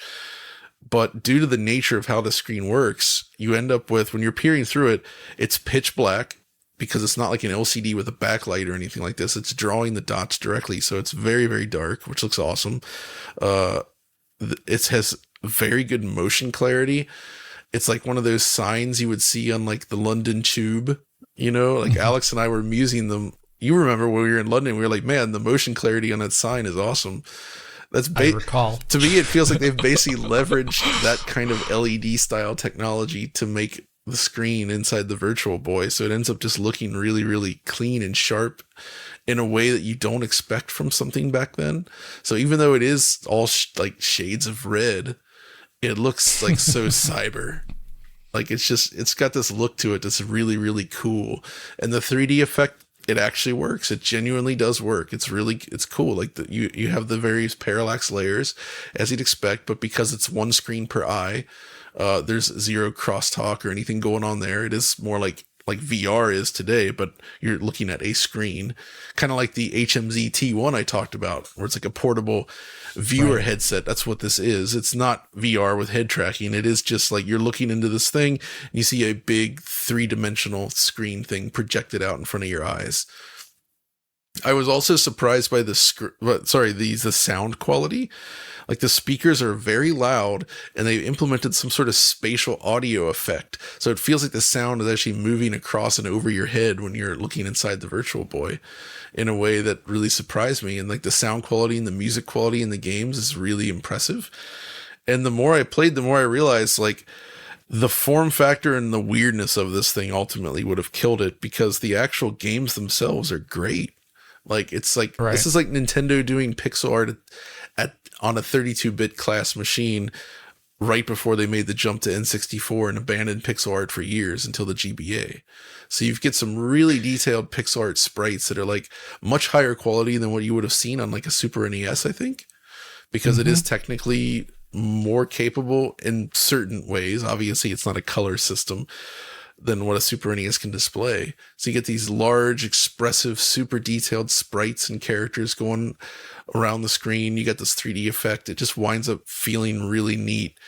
And when you look at the library as a whole, it's like most of the games are actually good to great. Many of them are just very pick up and play, which is good for the system. There's only a few real stinkers, stuff like Waterworld and like Virtual Lab. Oh man, those are not good. From what I've not actually played those. But the ones I have played, it's good. It's good. So like, I'm happy to finally get a chance to play it. But when you look at the system again, it really hits home. Like they have these rubber sort of like tabs on the side here. Like I'm pretty sure the original concept was indeed that you would strap this to your head, and then something happened and that was not allowed. And so they opted to include this weird little stand instead. So it's like a little desk system. Thankfully I have a standing desk with a motor, so I can like raise it to exactly the right height without having to bend over and look inside. It's the weirdest concept of playing a game. It's almost like a peep box. It's so awkward. Like you also, just like you bend over and you look inside like a little hole, and that's how you're supposed to play. Like the weird thing is like the battery compartment is part of the controller, and that's also where the power button is. The power button is on the controller, but I actually have the little official AC adapter where it's like this little adapter block where you plug a Super Famicom style plug into it. So you can just run it off of mains instead of having to slot batteries in there. Okay. So I don't know, man. It's a weird thing. I'm happy I finally get to spend serious time with it. I completely get why it was not a success. Like it's just too weird. It should not have been positioned as a successor to the Game Boy, because it goes against everything that the Game Boy had in terms of like portability and just ease of use. And it's a very strange device, but I still think it's cool that it exists. And if you get a chance to play some Virtual Boy, I do recommend it. Although, I'm happy this unit works, because as I understand, there was a lot of issues with ribbons, cables, and all kinds of stuff inside that needs to be repaired, though it is apparently very repairable, which is good. But this one does work flawlessly right out of the box first time I turned it on. Nice. So we'll see how long that lasts. Well, this discussion, I think now I know what that second USB-C port is for on the Switch 2. It's for the Nintendo Peep Box. Exactly. Nintendo Peep Box. The Peep Box. The Peep Box is certainly an interesting concept. Indeed. It could be misinterpreted, Alex. Well, I mean, I was thinking about like those old timey things that they'd like put on like the side, like some sort of like weird guy with like a monkey on the side of the road, be like, "Look at my Peep Box, boy. Give me a five. Give me what?" like the old timey thing. This is getting more weird, Alex. You're not helping yourself here. John, I got a question for you, because I believe, yeah, I'm trying to segue away from this strangeness, this strange parallel universe of Peep Boxes. John, my question to you, isn't it the case that you could actually emulate Virtual Boy on MetaQuest? You can, and what's 3DS. What is the difference? What is the plus and the minus points? Well, the plus is just you can effectively turn the MetaQuest into a Peep Box. That's, yes. Well, the plus is that it's easily accessible. The negative is that the screens inside the Virtual Boy are designed to run at 50 hertz. There's no flicker. Okay. But because it's 50 hertz, you can't do that on a Quest, which means everything has judder. Which is unfortunate, right? Because it can't match that. The 3DS emulator, on the other hand, they did implement a proper 50 hertz mode, which switches the 3DS into 50 hertz mode, and everything runs butter smooth on there. And obviously, it looks a little different, but it is cool and it's very smooth. The other thing on the Quest 3, of course, it's an LCD, right? So you have the red floating there, scaled up in a weird way, and obviously you have the glowing backlight. So you lose the striking contrast and like the pixel perfect precision of the real Virtual Boy. It just looks different. Okay. So it's cool that you can do it on the Quest, and it does run standalone, but it's definitely not quite the same as it. The only benefit to the Quest is that it locks the Virtual Boy screen sort of in the 3D space. So when you move your head around, the screen of the game stays still.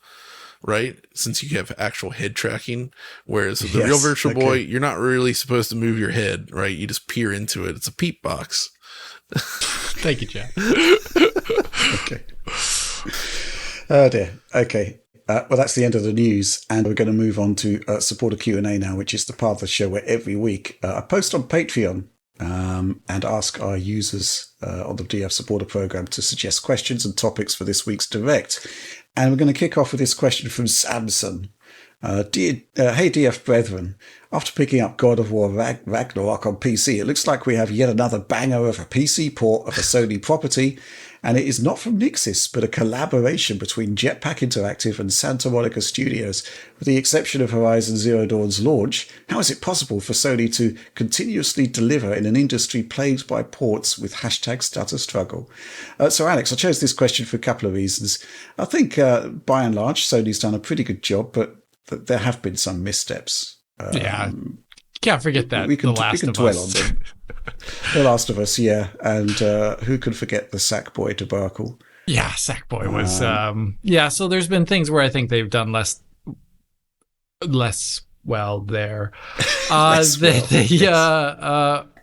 think... I asked them about this. Hopefully by the time this is all good to go, this video, that will have already been published. But we did interview Jetpack and also someone from Sony Santa Monica, Matt Duvall there. And they made it a part of their development process to not have the game stutter in any way. That was what they wanted to do, and they went through more extreme measures to achieve that from their end. So I think this is very much so a Jetpack thing. They didn't want it that way. That doesn't mean all Sony ports are going to launch that way, right? So I think it's really just them. I think it is so far pretty good in some areas, the port. I think it's better than the first game in a lot of areas. in regards to just like stability. I think DX12 was helping them there. Like if you recall in my original video for that DX11 port, it had issues on AMD GPUs where they drop frames all the times, but I think that was like a DX11 driver issue for AMD. Also, if you go back to the original port, like if you'd like walk in between like holes, like God of War uses the loading crawling thing like really often, or doors that load new areas really often. That block off, and instead there's like a long door animation, and then the game loads. When I did that on PC in the DX11 original port, there were frame time issues that could pop up there, and you really had to power through it with hardware.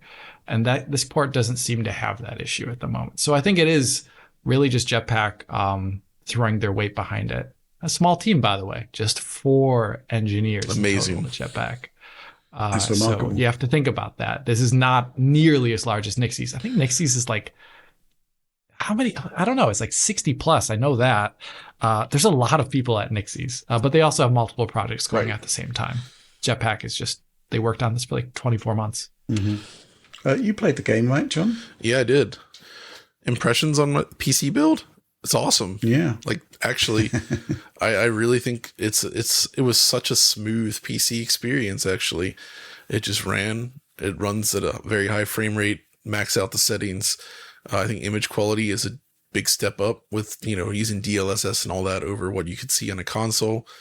I've actually been playing it with mouse and keyboard. Weirdly, and I think it plays awesome with a mouse and keyboard.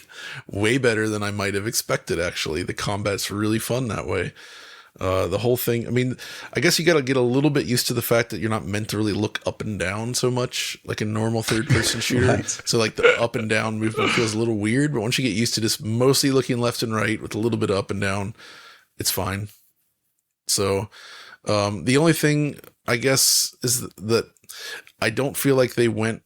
I mean, it would have been interesting to see them push things forward a little bit, because it does fundamentally just look like the PS5 version, just with better image quality. Right. But I can't necessarily say that that's bad either. Like it looks like God of War Ragnarok, and it runs extremely well. So that's ultimately what you want. You get the game and it runs great. Yeah, it's kind of what you want, really. Exactly. Your coverage, Alex. How's that coming along? Well, right now, due to the fact that it isn't too different from the PS5 version, I've decided to scale down how much I was going to be throwing in behind it. Because honestly, when I look at one of those Nixie's games, and they've added things like RTAO or RT Shadows, then there's more to cover there, and there's more to talk about. Here, because it is essentially the PS5 version, just at potentially higher frame rates and higher image quality, depending upon your rig, I think I'm just going to be really just focusing on optimized settings and talking about things that I would like them to implement, because this is like a feedback video at that point, and I would love to see things like probably not so doable, but like an FOV slider, because the game already does support 32:9 and 21:9. So I think that could be doable. I think there's like a bug with HDR requiring like the game to be you need to re-enable HDR after the game restarts or something, like each time you play it. I think that's a bug. There's things like that. There's just like it's more like a feedback video at this point than a blowout.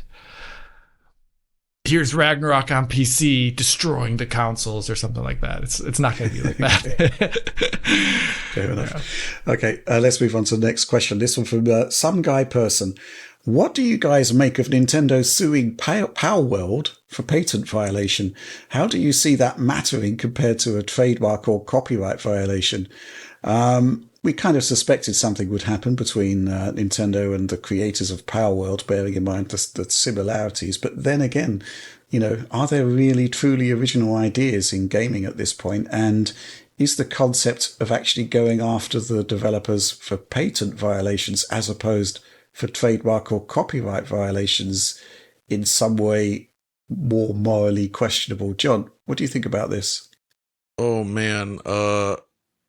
Wow, this is such a... So I think there's been a lot of sort of extreme reactions on both sides of this coin from people. There's the people that are angry for the things that have happened with Pokemon over the years that are taking their anger out on them by propping up this game. But I also feel like it's pretty darn obvious to me that there's definitely things about Palworld that are perhaps a little bit, they're steering a little too close to the sun, if you will, where it's like, oh yeah, clearly I'm not surprised that Nintendo would go after them for this. And it's the fact that it happened all these months later that makes me think that they must actually have something solid, right? You don't jump into these lawsuits super quick, feet first, right away, unless you actually have built up a case. And I suspect that they have built up something. I don't actually think that there's been this sort of doom and gloom that, oh, if Nintendo does this, it's going to destroy games forever and ever, and nobody will be able to make anything again. And I think that's just nonsense. And I think that this is just a very specific case of a company that has potentially crossed a line. We'll see if that's the case. And Nintendo is exercising their rights as they do. Whether I like that or not isn't really important here. I don't like lawsuits. Oh, it is within the confines of DF Direct Weekly. I'm not sure. I mean, I don't like seeing this kind of stuff happen in the industry, but I understand why it might happen, I would say. Right. And the only thing I had to laugh at, though, is there's a not insignificant number of people that are like, well, if Nintendo just delivered what fans really wanted, we wouldn't need this in the first place, the Palworld's existence. And I'm like, Palworld is literally just Ark Survival. It is a survival game with Pokemon looking stuff in it. That is all it is. There is nothing here. Like, do people really want Pokemon to become Ark Survival Evolved? I mean, maybe there's a lot of people seemingly do. I guess. But like, they're never going to do that. I think it's perfectly viable for there to be an alternative game that is kind of more geared towards survival, and that's kind of why the whole patent thing is slightly disturbing to me, because the game is different. The game is different, but there's things in there that are clearly not. Should we be able to patent gameplay mechanics in general? I mean, are there patents for, like, for example, dolly zooms in movies? Like, no, does someone own that? The famous one is the patent for the Nemesis system. For the what? That one. Shadow of Mordor. Yeah. The Nemesis system. I was actually thinking of the loading screen mini games that Namco patented that has since run out. But that's also like, I don't think you should be able to patent a gameplay system. I do agree with that, though. I think that you're right. Doing patenting specific gameplay concepts is not cool, and I don't want to see more of that. Let's go back to the Palworld launch and the discourse there, where people were reverse engineering the game and bringing out the models and comparing them to Pokemon models and seeing, whoa, this is like virtually identical. Yeah. In that scenario, I would be considering Nintendo would have pursued a copyright claim. They don't have a patent on a 3D wireframe model, do they? So, the conclusion must be that they couldn't pursue them on copyright grounds. So, yeah, I think if we're going into patent territory for a game that is actually very different to Pokemon, then that's let's just say I think the people are going to be following this court case with much interest, Palpatine style.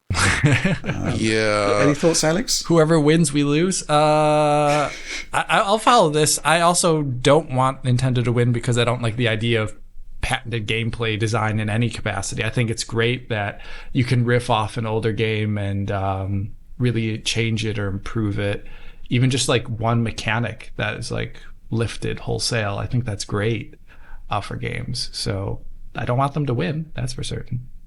Yeah, I actually, when I answered that, I actually had forgotten, wasn't 100% clear on what they had patented or what they're going after. But if it is indeed gameplay design, then yeah, I definitely have much more of an issue with that. Okay, let's move on. Two questions here. First one from Esteban. FSR 2 on console is terrible. Having said that, balanced or quality mode on PC is not that far off from DLSS or XESS outside of specific issues. Just sort of seeing Alex turning red there. So given that on the PS5 Pro, developers will have the extra horsepower to push a higher base resolution and therefore not use performance or ultra performance FSR2, do you still expect to see a massive difference against PSSR? I still think it's great Sony is doing it so they don't have to rely on AMD, but given PSSR will only work on PS5, I imagine many developers will keep choosing FSR simply because of the simplicity of that. Being something that they have to implement elsewhere anyway. Phil Walker says, "Hi DF crew, I was hoping that machine learning upscaling would ultimately reduce the cost of future consoles using smaller GPUs and lower native resolutions to save on hardware costs. Imagine Series S-like spec with a PSSR solution. Is this a realistic thought, or are manufacturing costs now simply too high to go back?" Alex, can you tackle Esteban's question?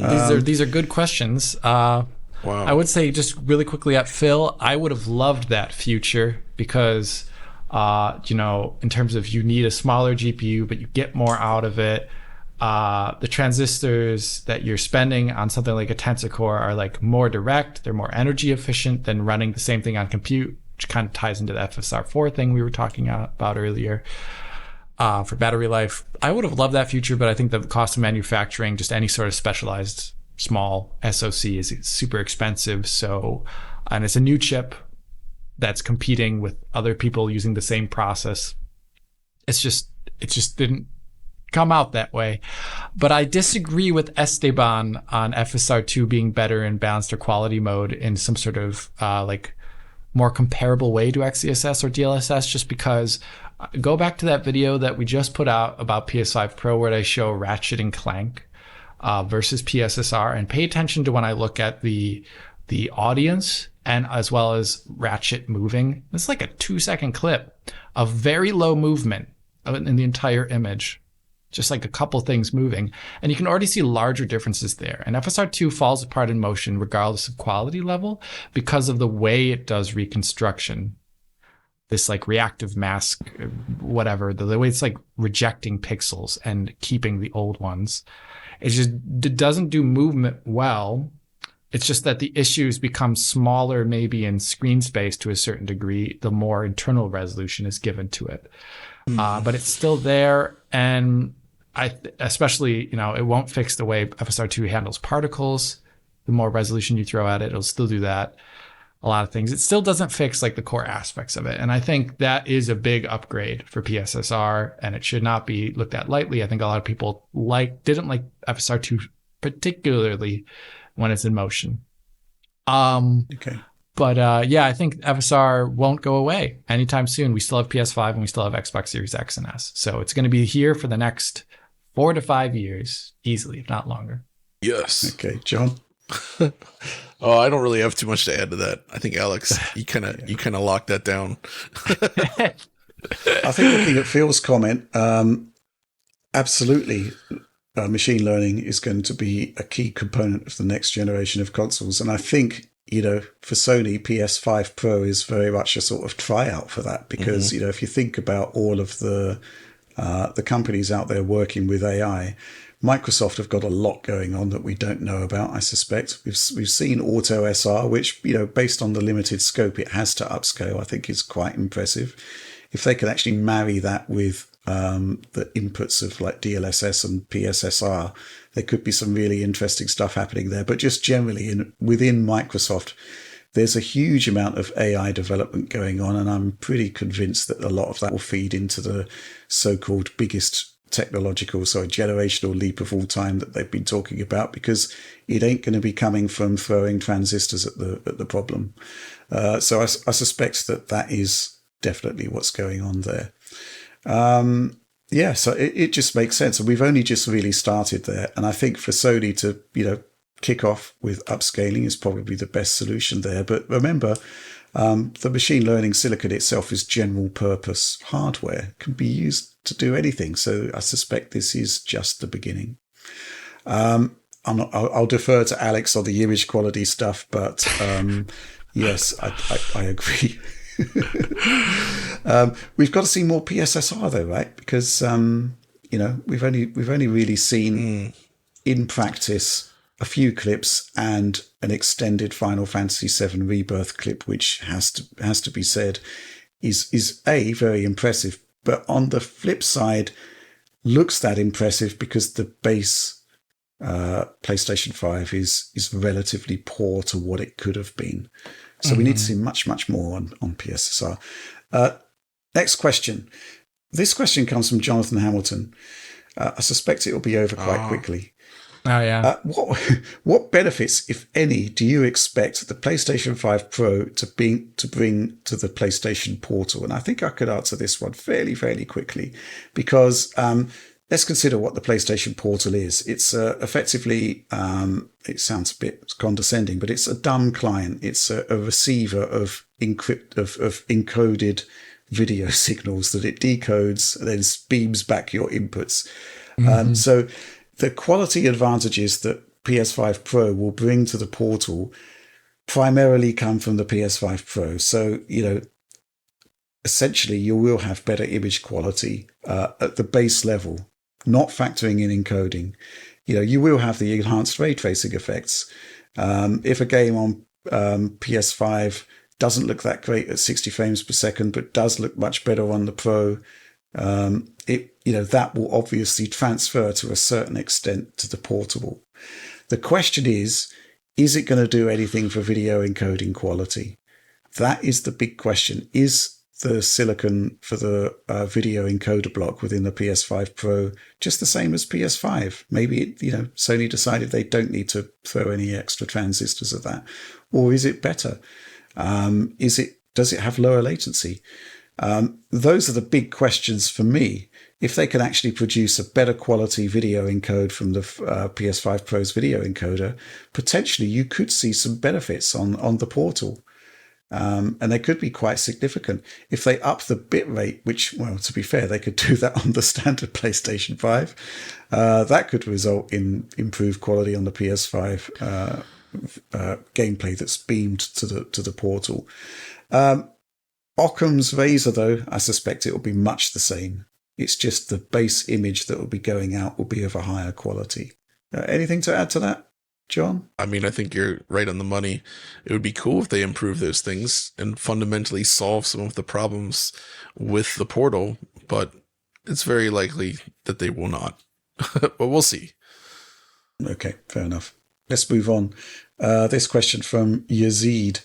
It's actually an interesting conceit, this, which I hadn't really thought of.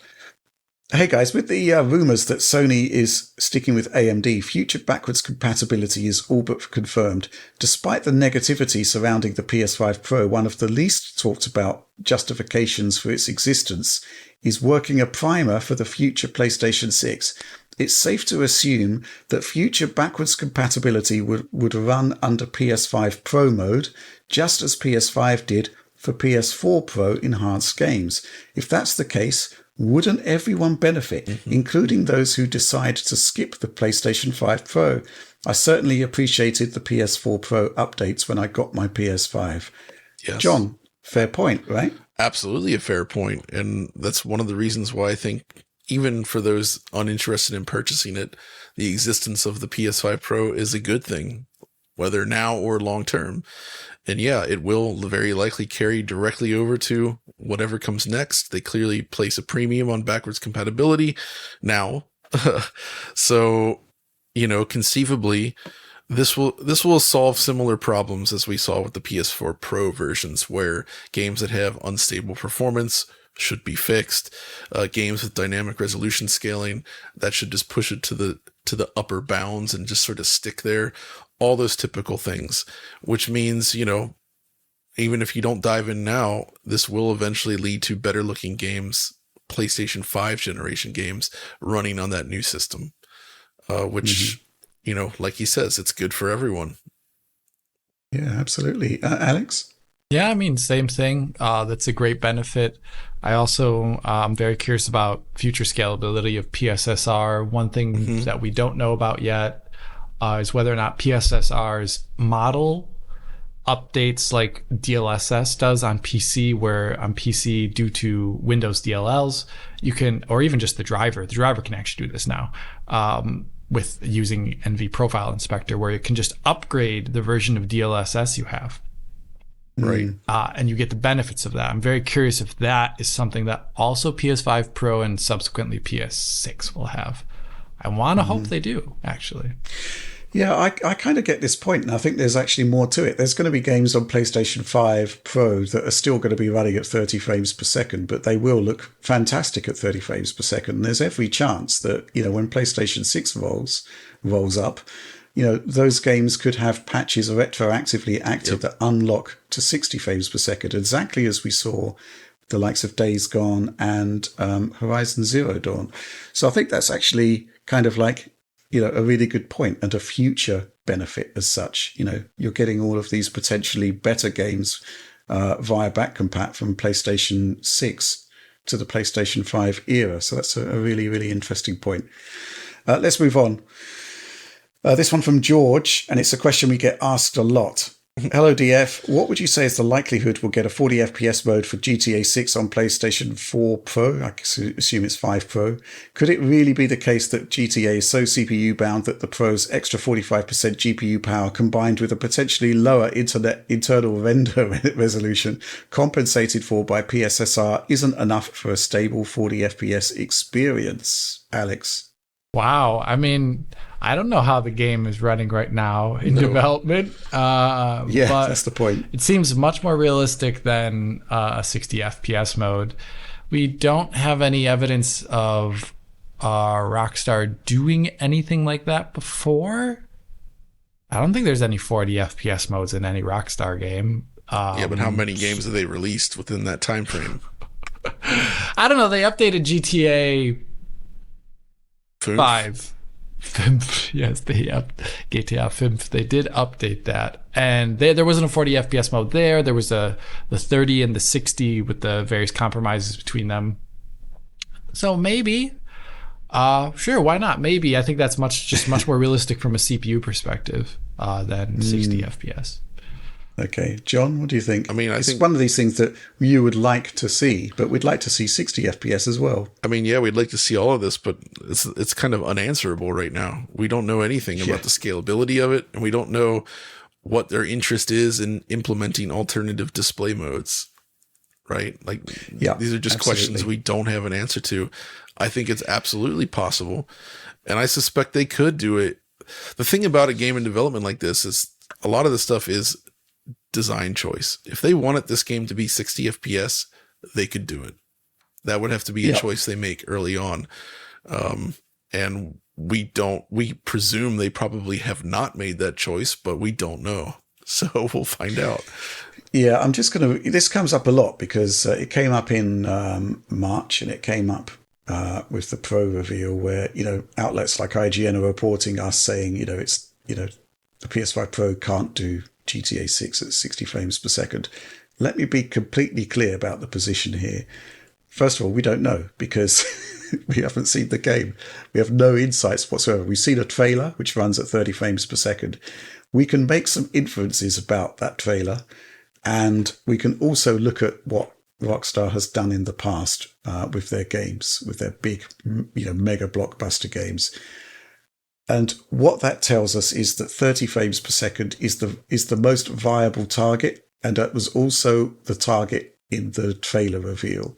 Why 30 frames per second? Because, well, yes, the game looks great, and it's going to be, expensive on the GPU to make that, to make the game look that good. But more to the point is that these games are really focused on simulation, and I think it's far less likely that we'll see Rockstar allocate 16 milliseconds to simulation than they would 33 milliseconds. And, if you look at every major game they've done in the past, both of the Red Dead games, the GTAs,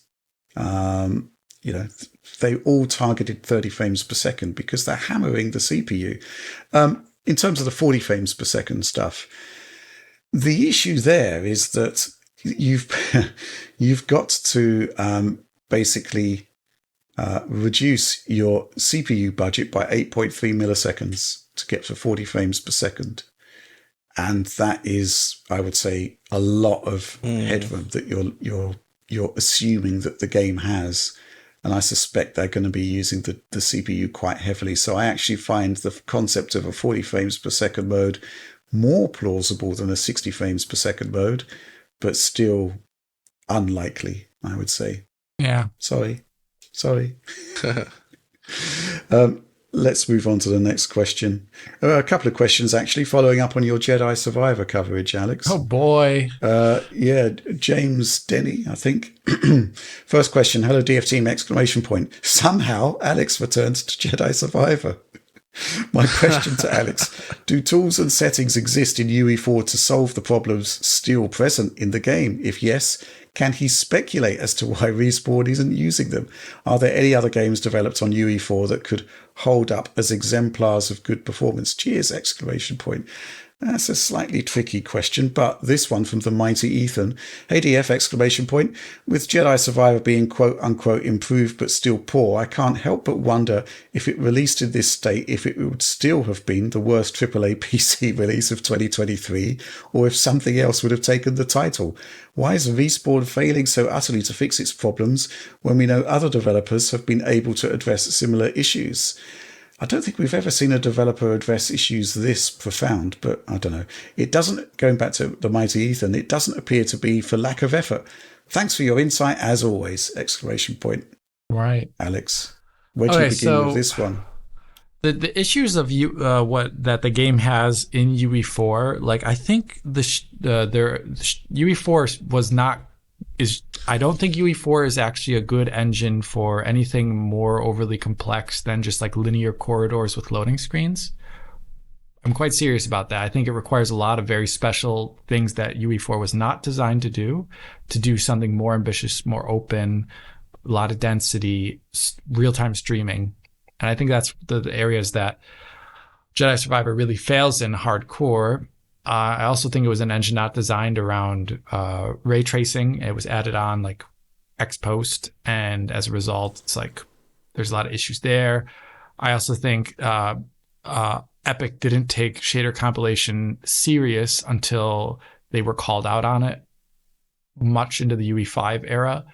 And a lot of the things, there's like, for example, in UE4, ray tracing shaders and Niagara shaders, maybe even other ones, are not covered by the frankly anemic pre-compilation gather thing that QA has to go through. So you have to roll your own kind of solutions to those problems. And the amount of time, I think developers should throw the time in there, but you have to look at Epic and say, like, this should have been better.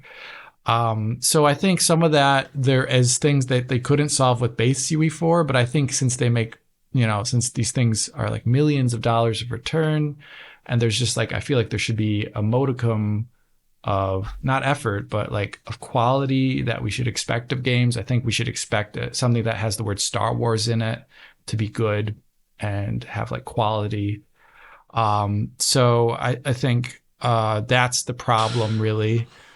I would love it to be better, but it's just, I think, for example, like the shader compilation thing, like I just run around Kobo, there's still like 4 large ones in like a 1 minute and 10 second running around of this little village area. There's obviously a lot more throughout the entire game, right? I'm able to do that, show that just by loading up a save after the game is patched.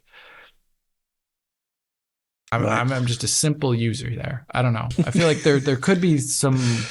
They need to redesign the game from the get-go, anyways. But like, I don't think they can actually fix it anymore. I think it's probably broken on some level, but we'll see. Maybe there's more testing to be done on their side. It's patch 9. It's not patch 10. Patch 10 sounds really final, doesn't it?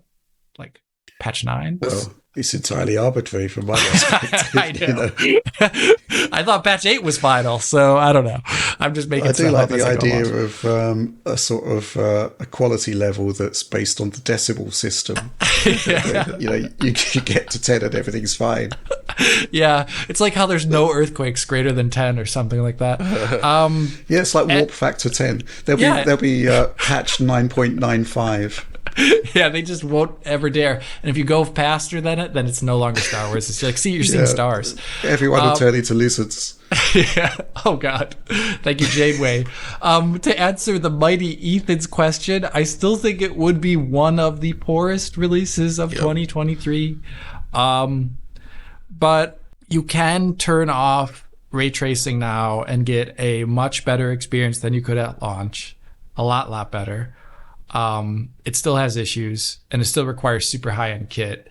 But you have the example of Dead Space where no matter how high-end your kit is, that game also still stutters. So it'd be like a fierce competition at that point. But Jedi Survivor also has other issues. Like I talked about them in the video, like the flashing, the FOV thing that I just showed off. And that was just me playing the game for like an hour at that point when that happened. So there's, we're just normal users. We're just ordinary users. Normal. Just innocent users. I don't know. That's such a I don't know. They never fixed Fallen Order either, by the way. It's not as bad as this, but it still has major problems. Yeah, I'm also a little tired of talking about Jedi Survivor. I feel like I've talked about it like 600 times at this point. Okay, fair enough. I've got to move on to this final question. I've no idea what it's about, but it's from somebody called Audie Surly, which rings a bell. Don't know what you guys think. Hey, Rich! ! Long time fan, first time caller. With your decades of experience and success in the games industry, I actually have a question. I hope you might be able to answer. Why didn't we ever get a game based on Ernest? He went to camp. He went to jail. He even saved Christmas. So why didn't he ever get his own game? EastEnders got its own specky game, so I feel like the industry has been unfair to Ernest. What's your take on this injustice? So this is the thing. Sometimes I feel as though I've actually moved into a different timeline, a different parallel universe, so to speak. Because first of all, I come from a timeline where this question was never on the docket. but somehow it's here. I don't know why. Secondly, I come from a timeline which doesn't seem to have the existence of anything called Ernest in it, apart from Ernest Evans on the Mega Drive. So I've actually had to do a Google search on Ernest. You didn't know who Ernest was? What a shame. Ernest P. Worrell? Well, apparently. Because this is entirely new to me. Yeah, what a shame. You're missing out. Really? Vern, you're missing out. Well, I'm clearly not equipped to answer this question because, having newly arrived in this reality, I have no idea what this Audie Surly character is talking about. John, is it an outrageous travesty of human justice that there isn't an Ernest game? When you consider the characters and franchises that received games over the years, especially when you look at like the Amiga library, you're really left wondering why that never happened. Like I could totally see a game published by Domark with like tier text design doing and it had like a little tiny short fat version of Ernest running around like gathering things in a level in order to proceed. When you press start, it's like, hey Vern, it feels like that should have happened and somehow it didn't. I mean, you got Capcom making a game based on the Noid, right? Yeah, of all the things, right? Like we had all these food companies with like character mascots back then, and then we didn't get an Ernest game. So I agree with Audie. I feel like it is an injustice. Okay. I had to Google this too. I was surprised. I searched mod Ernest P. Worrell, and I couldn't find anything. There's only one mod for a game that came out in 2017 on the Steam Workshop for Fire Pro Wrestling World, where someone added Ernest P. Worrell to the game as a downloadable character. Okay. That's it. I'm sorry, Audie. We don't.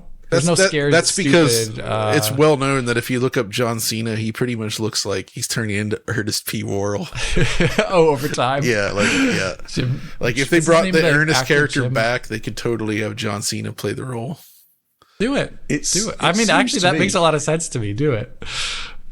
If there's only one mod in existence that accommodates this particular character, dare I say it, but it suggests that people don't care. Dude, but he had movies, he had cinema blockbusters, he had television shows. He was everywhere in the 80s. Right. Mm-hmm. Okay, so did the Ewoks. Yeah, well, they're in games. Oh dear. I just I'm going to have to send you a link to videos to get you up to speed on Ernest. I don't think so. Ernest Goes to Jail is pretty funny. The thing is, though, is Audie came up with this question at 3 a.m. when he was having trouble sleeping because of a stomach ache, and suddenly just like started thinking about Ernest games and how they don't exist. Okay. So you can kind of understand where this question came from. Right. Stomach ache. That's the end of that particular question, therefore the end of the show. So please do like, subscribe, share on the off chance that you did enjoy it. Ring bells for notifications that may or may not happen. Do consider the DF supporter program. We've actually had some great stuff on there for PS5 Pro recently, where when we've had B-roll and material from Sony in ProRes broadcast quality format, we've done our best to give you the best quality versions of that available for download. So yes, please do consider the DF supporter program, and of course store.digitalfoundry.net for our merchandising wares. And maybe we'll look into some Pete Box. Yes, Pete Box. See, that just makes me, man, if there had been an Ernest game on the Virtual Boy, what could have he would have been well into the Pete Box. Published by Ocean. Based on...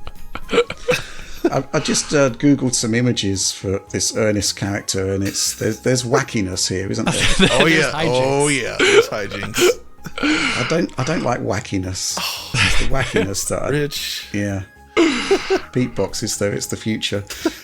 Anyway, that's all from us on this one. And I guess we'll see you next week. But in the meantime, thanks for watching and supporting Digital Foundry.